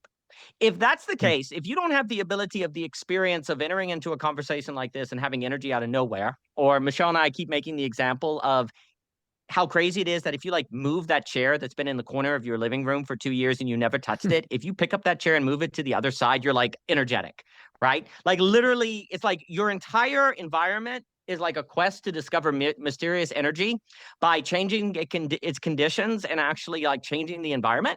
And your ability to discern that and do that can be evidence of thriving. And I think that kind of, for me, like if your life is not full of mysterious bursts of energy, which I also think you kind of experience as mysterious and miraculous, because I was really tired and suddenly I was ready for bed and miserable. And then you have this conversation and you're in a great mood and you have ideas. And how am I saying these things? I've never thought these before. There's something miraculous. If you have never had this experience, you're probably on the hamster wheel. A good piece of evidence that you're on Michael's the hamster wheel that Michael was talking about, is the only experience you have of energy is a slope. It goes top, down, maybe a little bit after your afternoon nap, or, and then it comes back. If your life has a phenomenology of energy that is very sequential and kind of like entrapped, you're probably on the hamster wheel. But if you have the ability to have explosions of energy, or you're able to actually engage, like if you're able to have conversations where you gain energy from them versus dread them. Most people dread conversations. Oh my freaking gosh, no, I don't want to talk. Like if your experience of interacting with other people is dread versus energetic, this would be evidence that you are on the hamster wheel, right? This could be a problem.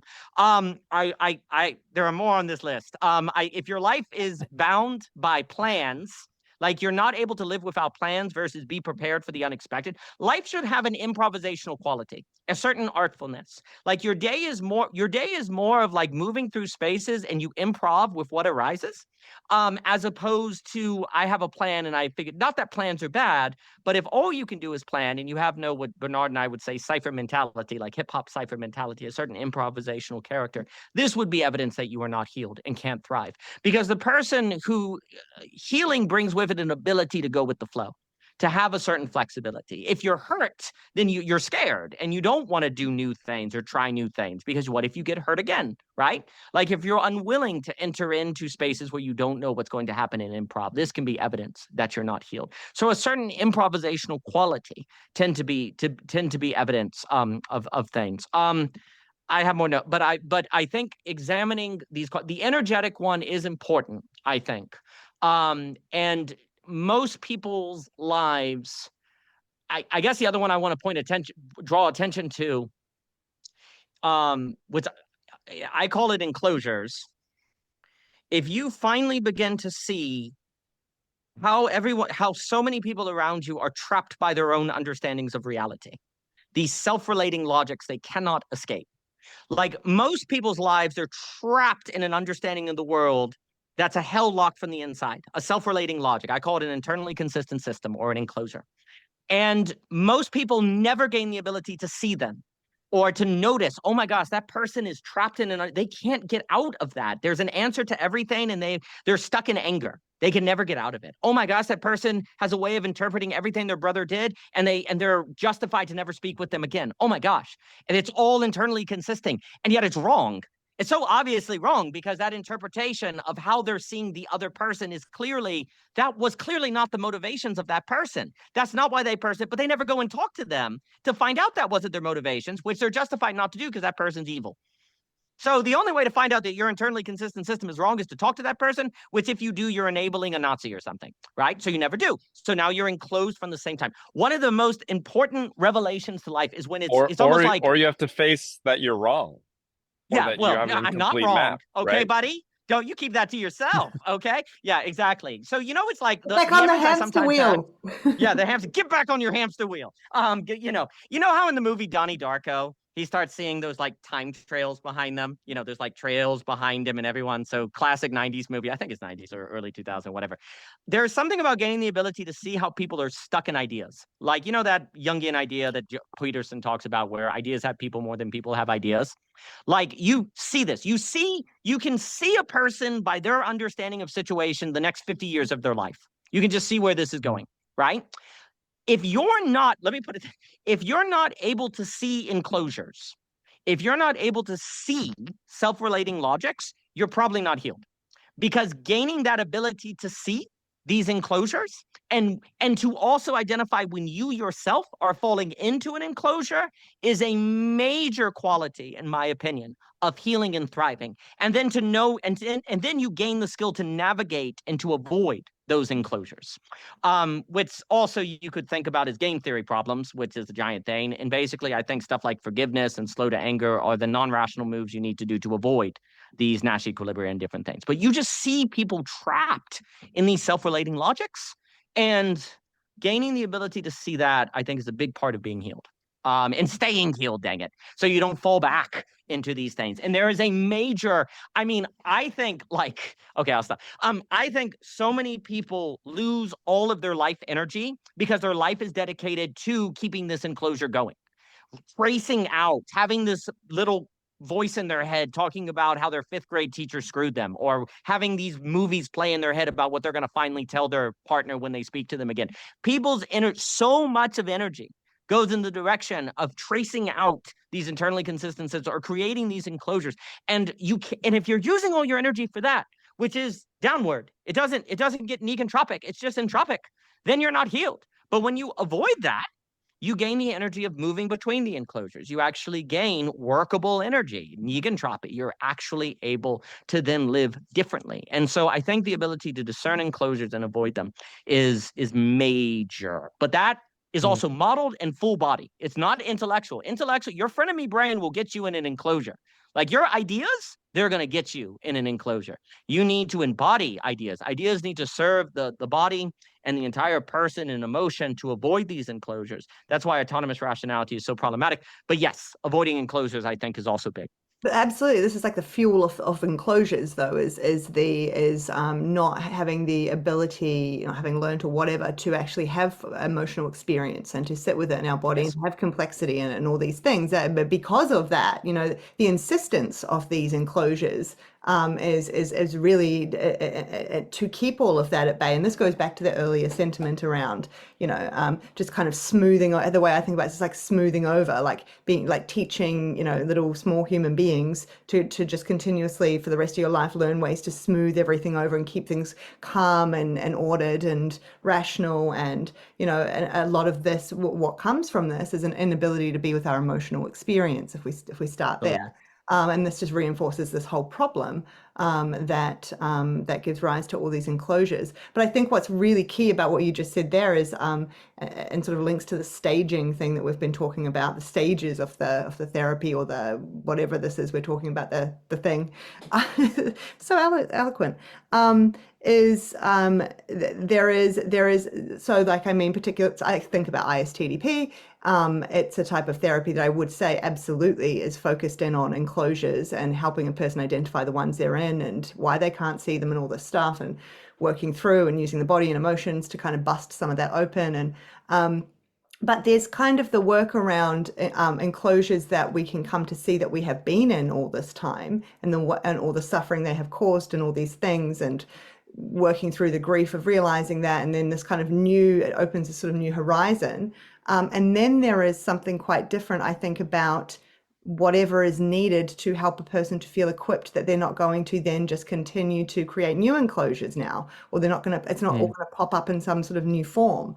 And I do think that's sort of part of what's driving some of these questions for me too, is that, like it used to, in my mind, it used to sort of be that if you do all that really good work and you help a person to understand the enclosures that have built up and there's freedom from them now and all these things, that somehow that is sufficient. But I don't think there's enough focus on it's the same questions, isn't it? What does that open us up to that can help us to remain more in contact with that, which will be the thing that will help to buttress us against falling back into new ways of creating enclosures or new sneaky systems that develop to get us back to that kind of smoothing over. We need something to fill that hot, like, well, what is it? What is this new thing? Why am I so insistent that I don't want to go back to enclosures? All of this. And I think, there's just something it feels actually to me now like there's something very different about that part of work. It's not just enough to say, look, we did this work and look at all these things that got identified and you're kind of freed up a bit from that now and go and live. And you should be able to make some kind of determinations based on that experience we've been through. You should sort of be able to figure out if you're falling back into that or not, but that's all a bit, that meaning making on the other side is important, but it doesn't give enough color and kind of like contour to the thing that we are maybe supposed to be grasping onto or moving towards now. And also I think there's something about the importance of realistically, this idea, the way I think about it now, is like there is this other force at play. There is something at play that would prefer you go back to enclosures. So it's not enough to have sort of shaken these ones off and like have this new, but what is, like actually be on the lookout for that, and that thing will get you if you don't. Like there's something really that's more insistent about this. It's more of an active force. It's not like, oh, you'll just fall back into that necessarily. But perhaps there is actually something, and look, that might also just be the social systems they go back into, right? It might be the people around them are really insistent and they can't get out of that. Or it might be something larger, which is really what I'm implying. But there is also how to, and I think this goes to what you're saying, Michael, how to discern that this thing now is the hamster wheel trying to bring you back on into the 3 small monthly payments for Michael's hamster wheel. So that'll make no sense to anyone listening. That was something in the chat. Or Michael does not have a hamster wheel. It's okay. Not yet. But currently on it underneath the screen. That's right. So, that is that. So there's this kind of, I think, also bringing in something around that there are, there's probably more than 2 forces, who knows what I'm trying to say, but there is something more active. There is more of an active, broader cosmic kind of conflict or something at play here, as opposed to also, like you were saying earlier, Nick, there's an intrapsychic conflict, and that's kind of all there, like there's something beyond that. And, God knows how I got here. I don't know what, something took over me, but there we go. I'm just imagining hamster wheels, so I'm a bit Yes, spiritual warfare. Yes, Daniel, exactly. This is the spiritual warfare kind of side of things. And I think this is why that one conversation in particular between you, Daniel, and Luke about the unseen realm, or I think that's what it's called, was, yeah, things I've heard before, like somewhat things I've heard before. I don't mean to imply you're saying all things I've heard before. But like, like concepts I've come up against before, but when it just lands in a moment and I was like, oh, that is exactly, that puts words to exactly what I am wrestling with at the moment inside that I cannot even understand what I'm wrestling with, let alone put words to. And again, you two were the exemplar there. Seeing that conversation in that moment for me was the thing that was like, oh, this is a real thing that has language, and like, I don't know, and other people are wrestling with, and also the insights that came from seeing how much further along both of you were in your understanding of all that and than me, and all of those things. That is, that is the beauty of, well, it can be the beauty of YouTube. YouTube can also be like some other things. Yeah, having all this available to us is just extraordinary, to be able to stumble upon a conversation like that completely changes things in an instant.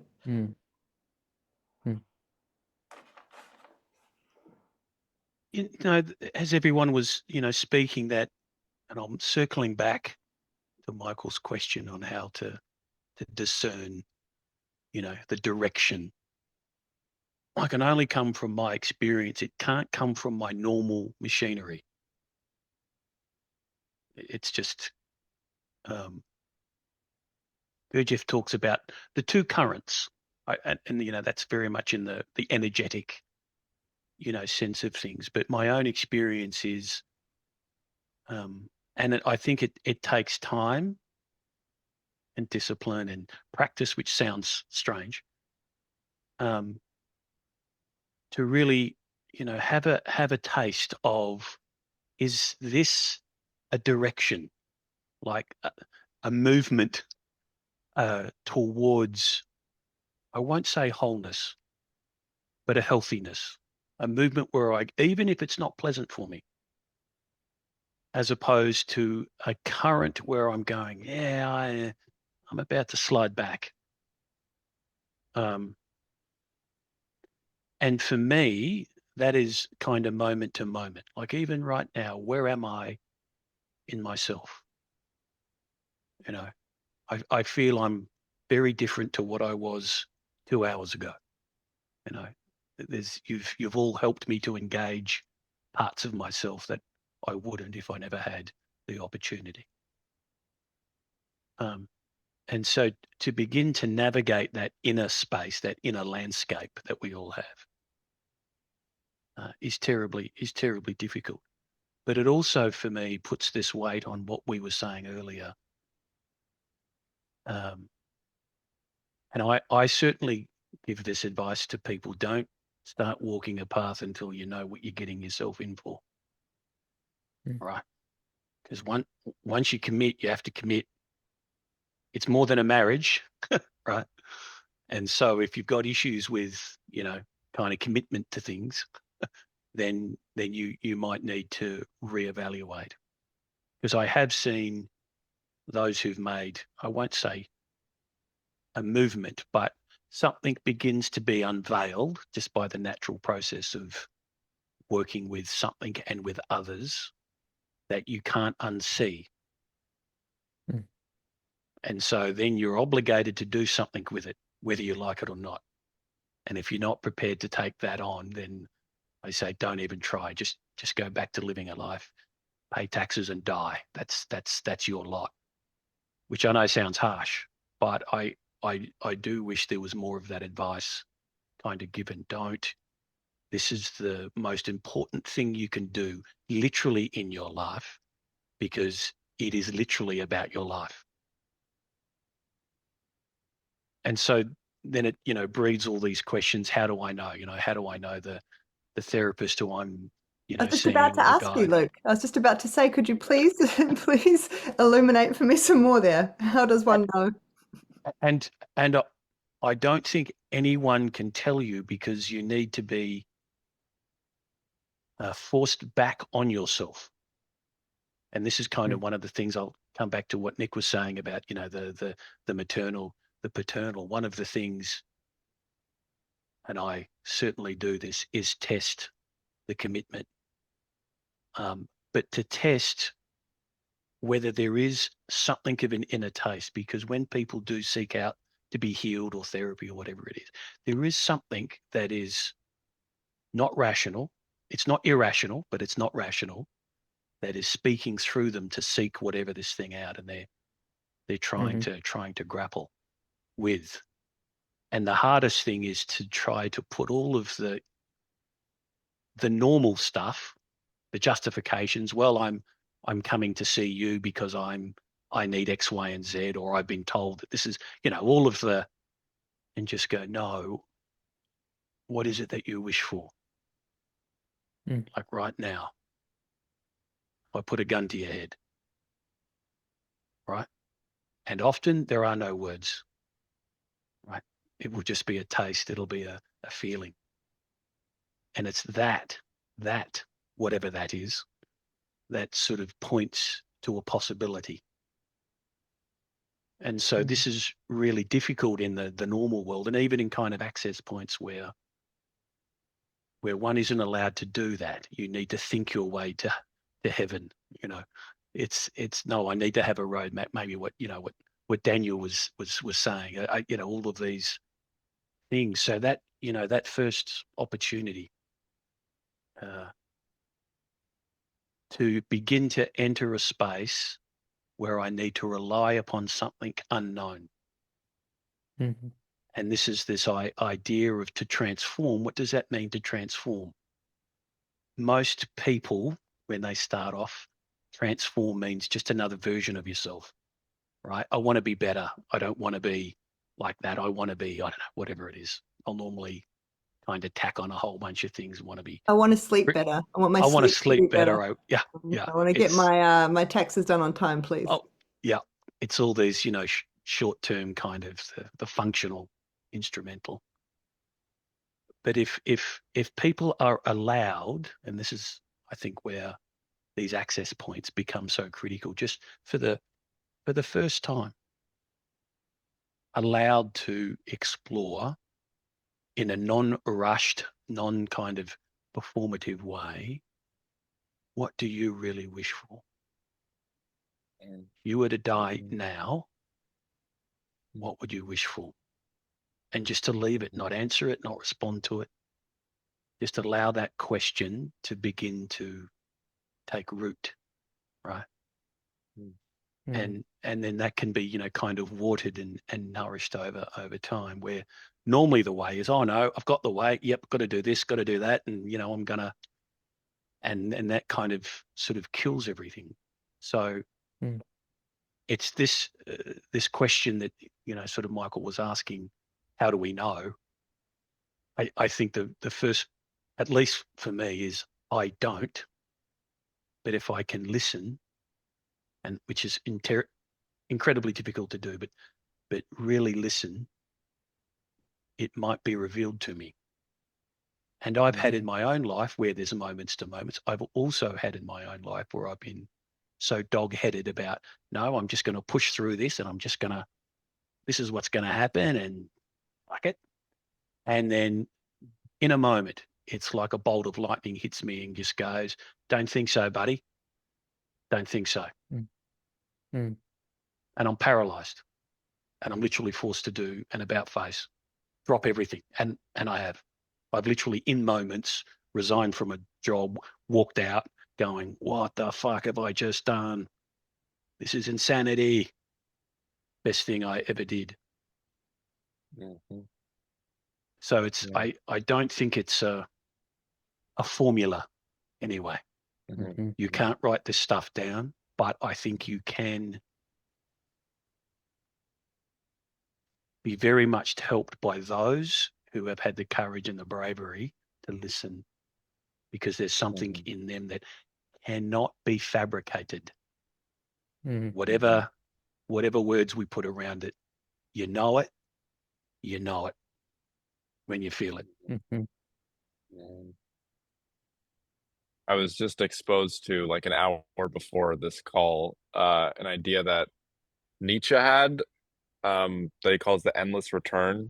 And at first he kind of thought it was like something that was really metaphysically true, and then he realized it was not, but it was like a helpful thought experiment where he said, imagine that after you die, you will, on an infinite loop, replay your life.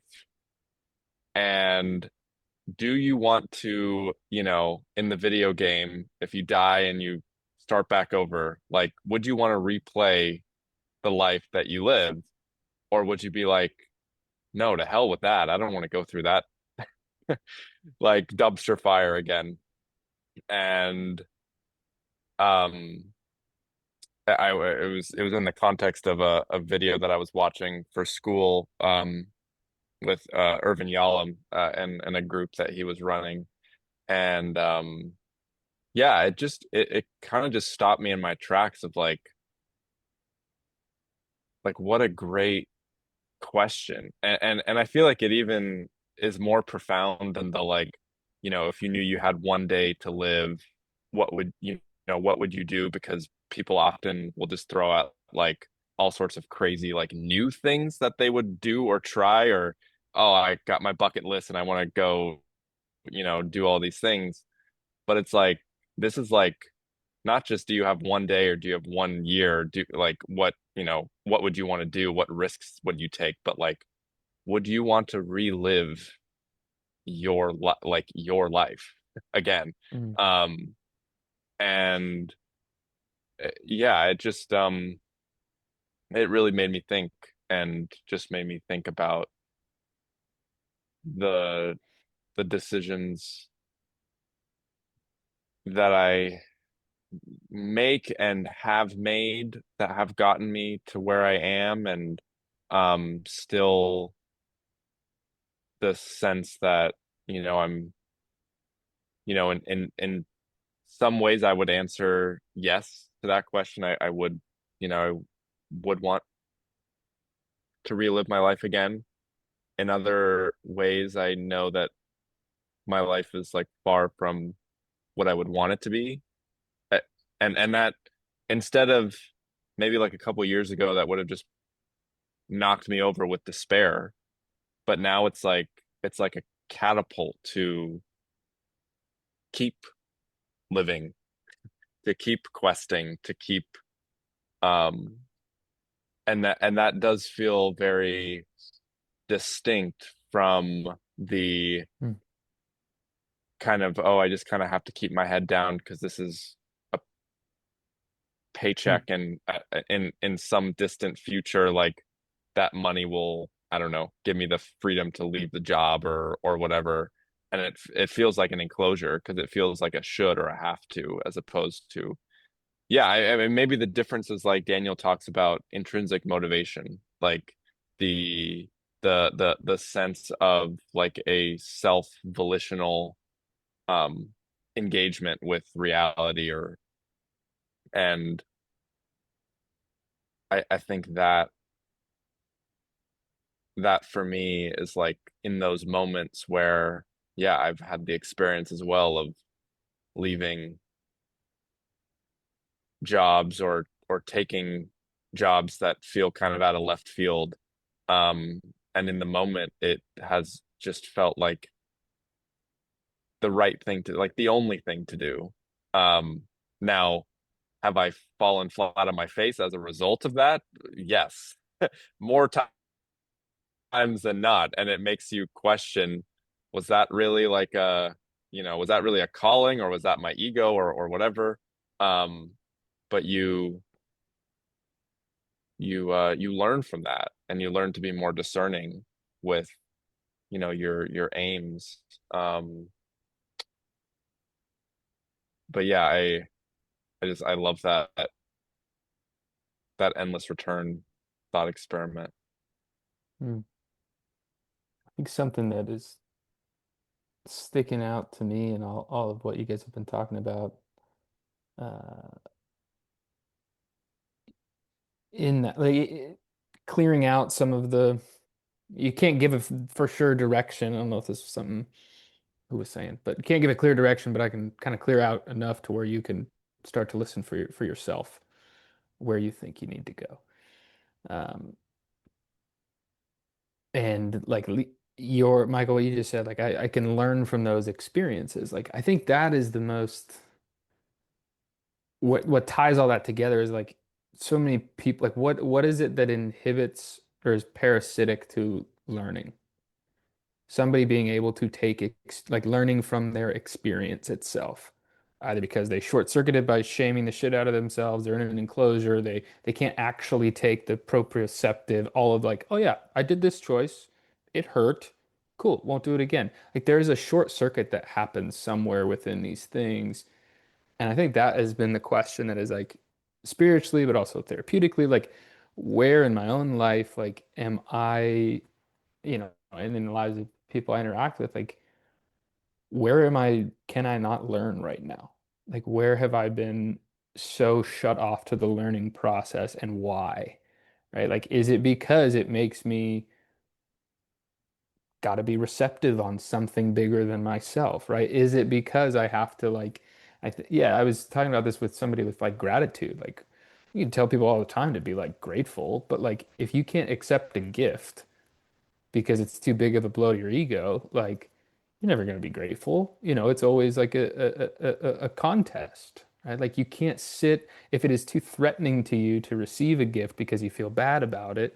Yeah, you're not going to be a very grateful person. Like there's so much. So I think that I don't know, all this is very stimulating for me to what everybody is saying. Like there's so many times as we've been talking, like, yeah, the energy thing was very interesting. I hadn't thought about that, like, yeah, because it happens with patients for me, like there's certain times through the day where I'm like, God, I'm drained. And then I'll go see another one and be like, sick. That was awesome. And it's like, what the hell just happened? I didn't do that much different. But there is this experience of, yeah, interchange happening. And even as we've continued this conversation today, just been very aware of that, at different times being kind of lulled, or different times being like, yeah, that was sweet. Like, what's up with that? And yeah, I think that's just cool, and I'm grateful to be a part of it. So.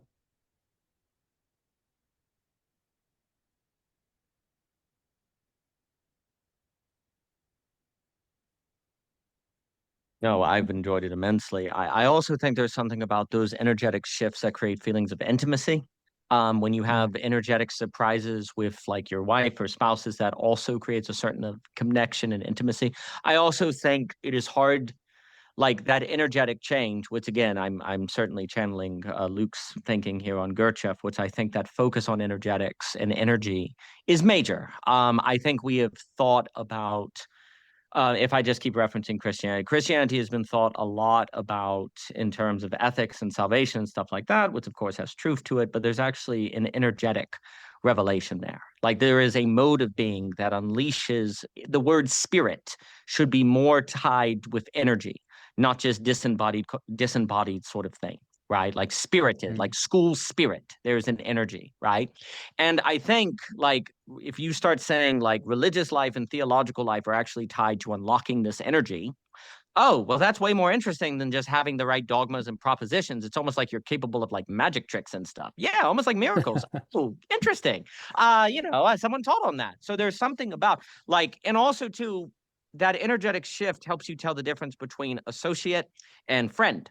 There are many philosophers, Cicero, Aristotle, Agumba, and others who kind of argue that there's something about quote unquote philosophy that is necessary for friendship. Now, what exactly they mean by that has to be expanded on. But if we think about philosophy as learning how enclosures work, how relationships operate to unleash energy, and you understand friendship in terms of this energetic experience, it starts to become clearer. Otherwise, friendship becomes a hierarchy. Like, oh, I like these people more than these other people, and it's like a power game, and everyone's embarrassed. I don't know. There's a sense in which friendship chooses you because the energy shows up. Like, there's a way in which the friendship, they just are your friends because the energy showed up, right? Like, and that I think, and then you pay attention to that and go in that direction, I think is a really big deal. I think also something coming to mind is like with the Nietzsche, the eternal return. I think there is also something, I guess I'm thinking about healing too. Like there's healing in the sense, there's something about healing with wounds, which is where you actually then retrospectively see the wounds as giving you access to something that otherwise they could not. Like Jesus has the wounds in resurrection. The nails are still, you know, he's still got the wound, right? So there's something about healing that is not the removal of wounds, but a certain retrospective transformation of your understanding of them. They turn into qualities that make you you. Like, you know, Jesus without the wounds is not Jesus, right? In a certain way. Like the saints without the wounds are not them. Like you without your scars are not you, right? And so the scars actually make you you in the sense of that you that is you is actually energetic, is defined by some sort of energetic change in the ability to also energetically change others, right? So for me, a beautiful sort of idea is that with Nietzsche's eternal return, and if I combine it with Hegel's kind of retrospective time, if you get to the year 99 years old and every moment sucked, there's actually still the possibility in that last moment of something occurring that changes the meaning of all of that suck into something wonderful. And so then suddenly, at the very last moment, you can say, yes, I'd absolutely want to live that life again. That, I think, is actually really important because for me, the eternal return is every single moment I ever done something that I enjoyed, right? No, you will want to relive your life when you have the retrospective experience of it all adding up in a certain sense, or all being part of a story that unlocks it, right? You're not going to, it is not a life where you say, I want to live that forever is not one that never had wounds in it or pain or anything. It's one of which something occurred that had a flip moment, that retrospectively changed what that wound was, that unlocked something, that opened up something, and you'll want to relive that life forever. So eternal return plus retrospective time, I think, is important. And to me also, when you start thinking things like redemption or transformation or change, it has this retrospective time element. And I think actually a remarkable experience of transformation is suddenly this, oh, it was all leading here. Oh, it was all leading here. Oh, wow, it was all leading here. That's crazy. And yet it also didn't have to lead here. And yet it was all leading here. And then it kind of, after it did lead here, feels like it had to have lead here. And there's this kind of fullness of Kairos time and contingent time at the same time that seems like a freaking dancer on a tightrope, to use that Nietzschean image, where something magnificent is happening on a tightrope. And if your life feels like a dance on a tightrope, something magnificent that was dangerous, and because of that danger is more magnificent, because there was threat and wounds and so on is more magnificent, you won't want to live that life forever over and over and over again. I think what keeps us from it, I'm glad you said this, Aspasia, there's a difference between recognizing enclosures and staying out of them. And I do think there is an active force. So there's being pulled out of enclosures, there's staying out of them, which means you figure out the path of transformation and thriving. You can't stay out of enclosures unless you transform in that Gurdjieffianism. You can't stay out of them staying in place. Like you have to transform. You have to go on the life path, if you will, right? So there's getting out of them, staying out of them, and then gaining the self-defense active ability to stop the active force pushing you back into them. Now, I associate philosophy a lot with self-defense in that sense, staying out of enclosures, from my love of David Hume, who I think is terribly misread, but everyone thinks their favorite philosopher is misread. It just comes with the territory, right? But, you know, so there's that kind of self-defense mechanism that you have to fight. The brain is the frenemy. It's trying to save energy. And I do think spiritual, like Luke and I spoke about, spiritual warfare, and more people are just using that language. Nick Land, if game theory, all of this is kind of a kind of spiritual warfare. There are these principalities and forces that are taking us somewhere we don't want to go. And even if we don't want to go there, we don't know how not to go there. Yes. Right. We know AI may kill us all, but too bad. What? Surely, multipolar traps, all that different stuff, right? Like the ability to stay out of enclosures is actually really like, that moment, like Lucas and Michael, that moment of saying, I'm doing something crazy and it's the best decision ever. I think basically staying out of enclosures are defined by some kind of moment like that, where you do something crazy that's not impulsive. And I actually think what ends up happening very problematically is when people like get stuck in enclosures and they want to change their life and they're desperate, they do something impulsive at a midlife crisis or something like that. Impulsiveness is not the same as this conscious, I'm doing something crazy, ergo non-rational, that actually then opens up horizons, and I would say gets you out of the Nash equilibrium and stuff like that, right? Like the ability, getting out of enclosures and staying out of enclosures almost necessarily at some point will require some sort of decision that has this quality of being crazy. The reason why is because if you're not willing to do the crazy, it is only a matter of probability before you end up in a situation that can only be escaped by doing the quote unquote crazy, and you won't.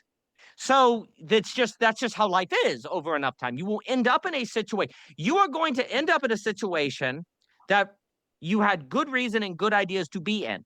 And in fact, maybe good reason and good idea, and it was actually a good decision for 5 years, actually.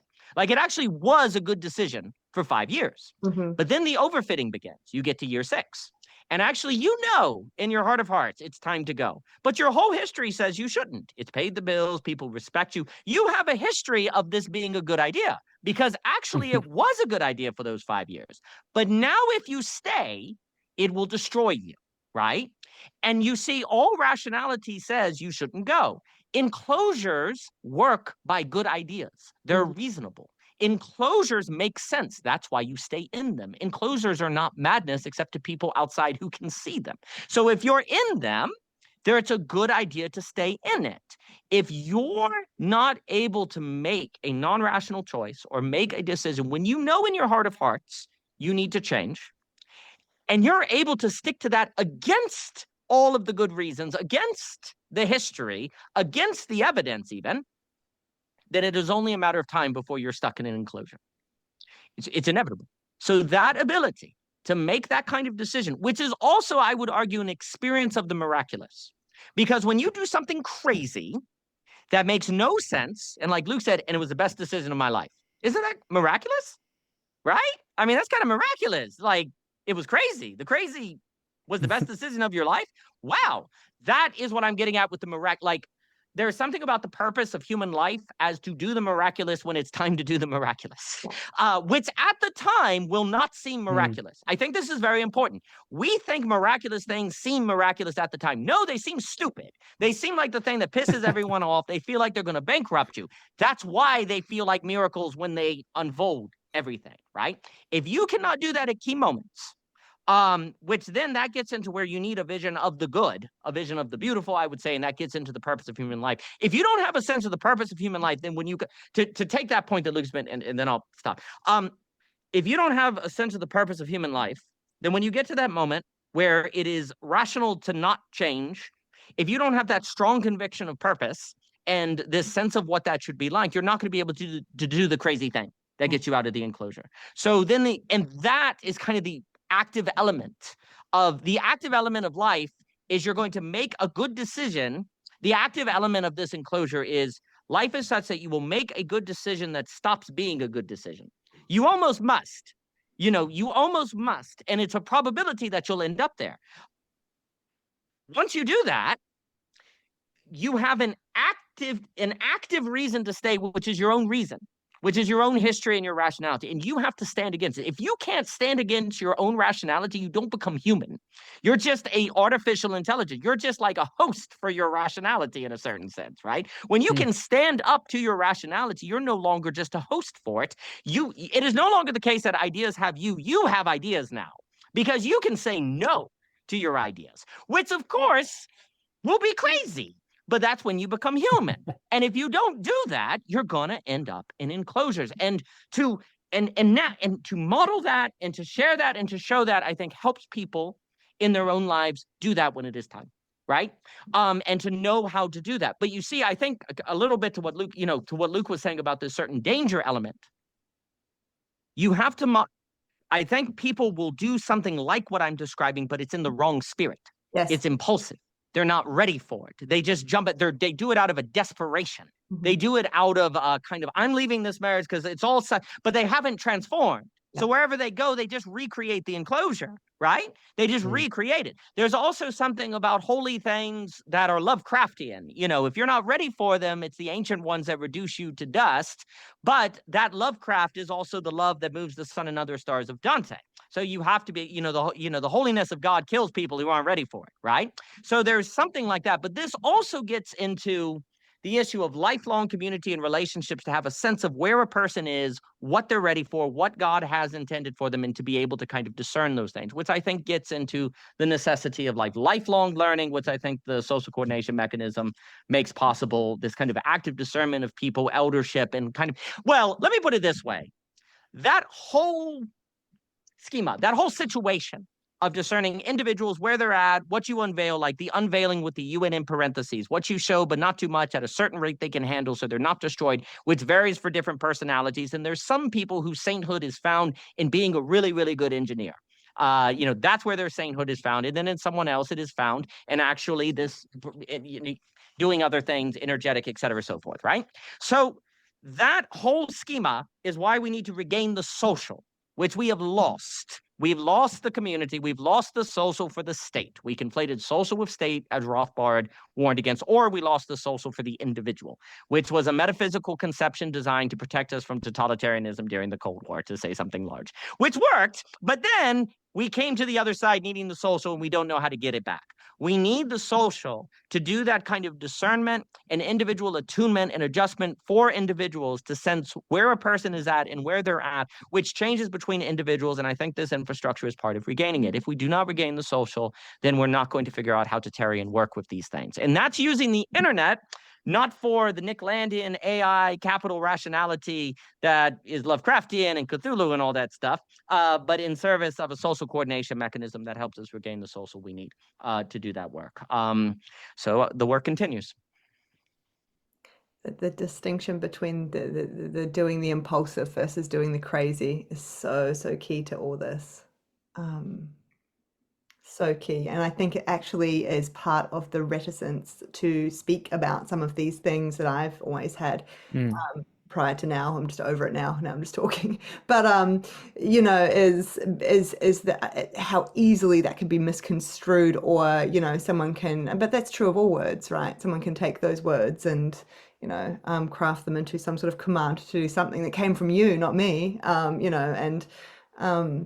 And also, just not wanting that for people, that they would hear me say something, actually just hear it in a particular way and then do something in their life that is going in the other direction. I can't say anything after that, Daniel. That was just extraordinary. So I need to catch my breath. But I do have the title now. The title for the talk is "Do the Crazy." So there you go. Thanks for that. Crazy. Do the crazy. Do the crazy. Do the crazy. Do the crazy. Which could be very not the misconstrued. impulsive. Yeah. It could be very misconstrued by what we mean by that. But it's a good title. Well, that's why the algorithm loves it. Do the crazy. Oh yeah, that's totally. Destroy the crazy. Destroy the crazy. Destroy the crazy in 5 minutes for $19.99. Hamster wheel included. Hamster wheel kit. Hamster wheel included. I did also though want to just briefly mention, I'm aware of time, and for some of you I know it's very late. So I don't know.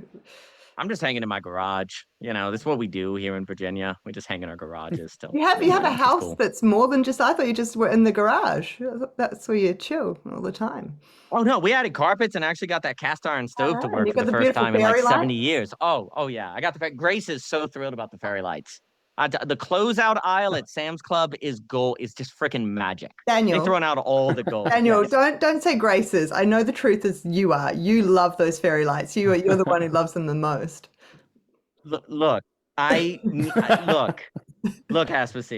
I know. I may or may not have always wanted to be a fairy, and the fact that it coincides with Grace's love of closeout items is coincidence. There you go. And it's altruism at its finest. Absolutely. Yeah. They are fairy lights. People call them outdoor patio lights, and I say, get out. Why are you here?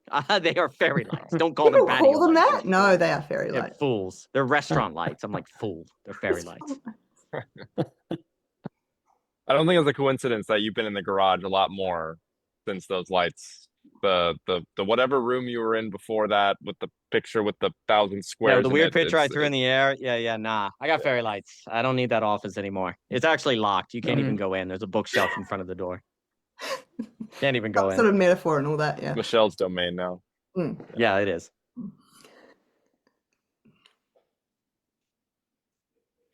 Well, you guys are wonderful. I enjoyed it.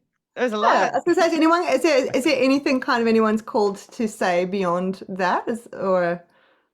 I want to respect people's time. I could sit here all day, but I probably shouldn't. I think basically the fate of humanity depends on this stuff. That's all. You know, no biggie. I think basically the fate of the world depends on this. So it's cool. Sit with fairy lights in the background, beautiful. And Yeah, that's basically what it comes down to. I'll Like we follow- either yeah, go, please. I mean, we either figure out how to be human or that's it. Like you're at the AI culture, as I like to say. Like you're at that kind of point of history where you gotta like figure out what this thing is that we call the human, and do it well in a manner that is not reductionist the forcing function of AI has put you at this place. And I'm not saying AI is bad. It depends on how we respond to it, but the stakes are quite high. And with stakes come opportunity. But it is extremely important to take these things seriously because the tensions of the modern world are only going to intensify. The feeling of the impossibility of being healed will grow for people. The feeling that they are overwhelmed and energetically depleted will get worse and worse and worse. Because that is what happens when, not to go into it, you remove sociological givens, you get interconnectivity, you have people encountering otherness they cannot conceive, they're overwhelmed by anxiety, and anxiety is a potential energy that can actually lead to the other side of intimacy if people can handle it. But if they cannot, they are overwhelmed. And so we're really at a point of history where we have to decide.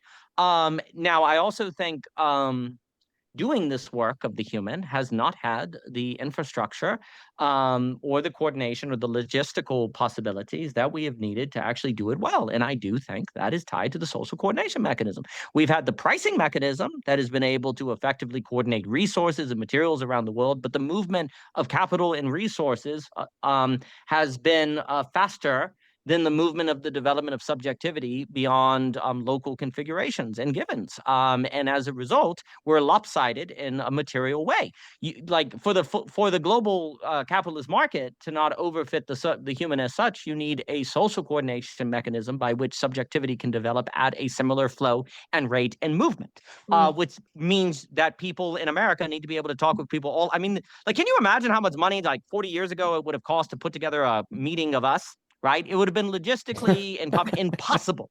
Impossible. And then we never speak and we never meet. And also the very fact that you can watch videos of us talking before you meet the person helps overcome the introduction problem, the icebreaker, which has been one of the number one things to hinder social development because you don't know where to get started. You don't have it. So you have a technology that overcomes the introduction problem, that dramatically lowers the logistical coordination demands that were not possible before. And I can turn this off and walk inside, not catch a plane, and do this again quite easily, right? This allows social formation, social capital building, interactions of people that was not possible before. And that is necessary to deal with so many of the problems that we are describing that if not dealt with, the human will be replaced by our machines because all we'll be able to handle is artificial intelligence per se. And there's a sense in which we've been sleeping, as Gurdjieff would say. This is the time where you have to take seriously the art of living, as Ivan Illich would put it. But there's also an issue where we don't even know what that is. Like, we're having the conversation to even know what that is. And also to figure out the rate by which to do it in a manner that honors difference versus cancels difference out, that meets people in pluralism, but also to take developmental reality seriously and to think all of those things through. And that technology is here. It's just important to do. So I appreciate being here to do it with you fine people as I sit in this garage that I used to sit with my grandfather with. Isn't that crazy? You used to sit with Pop. You couldn't see the floor back then because there was so many tools and things. But now I've got these carpets that my aunt was throwing out. Carpets in the garage are cool. It's been lovely. Thank you so much, all of you, for Thank you. It's been amazing. Thank you for organizing this, and it's been lovely.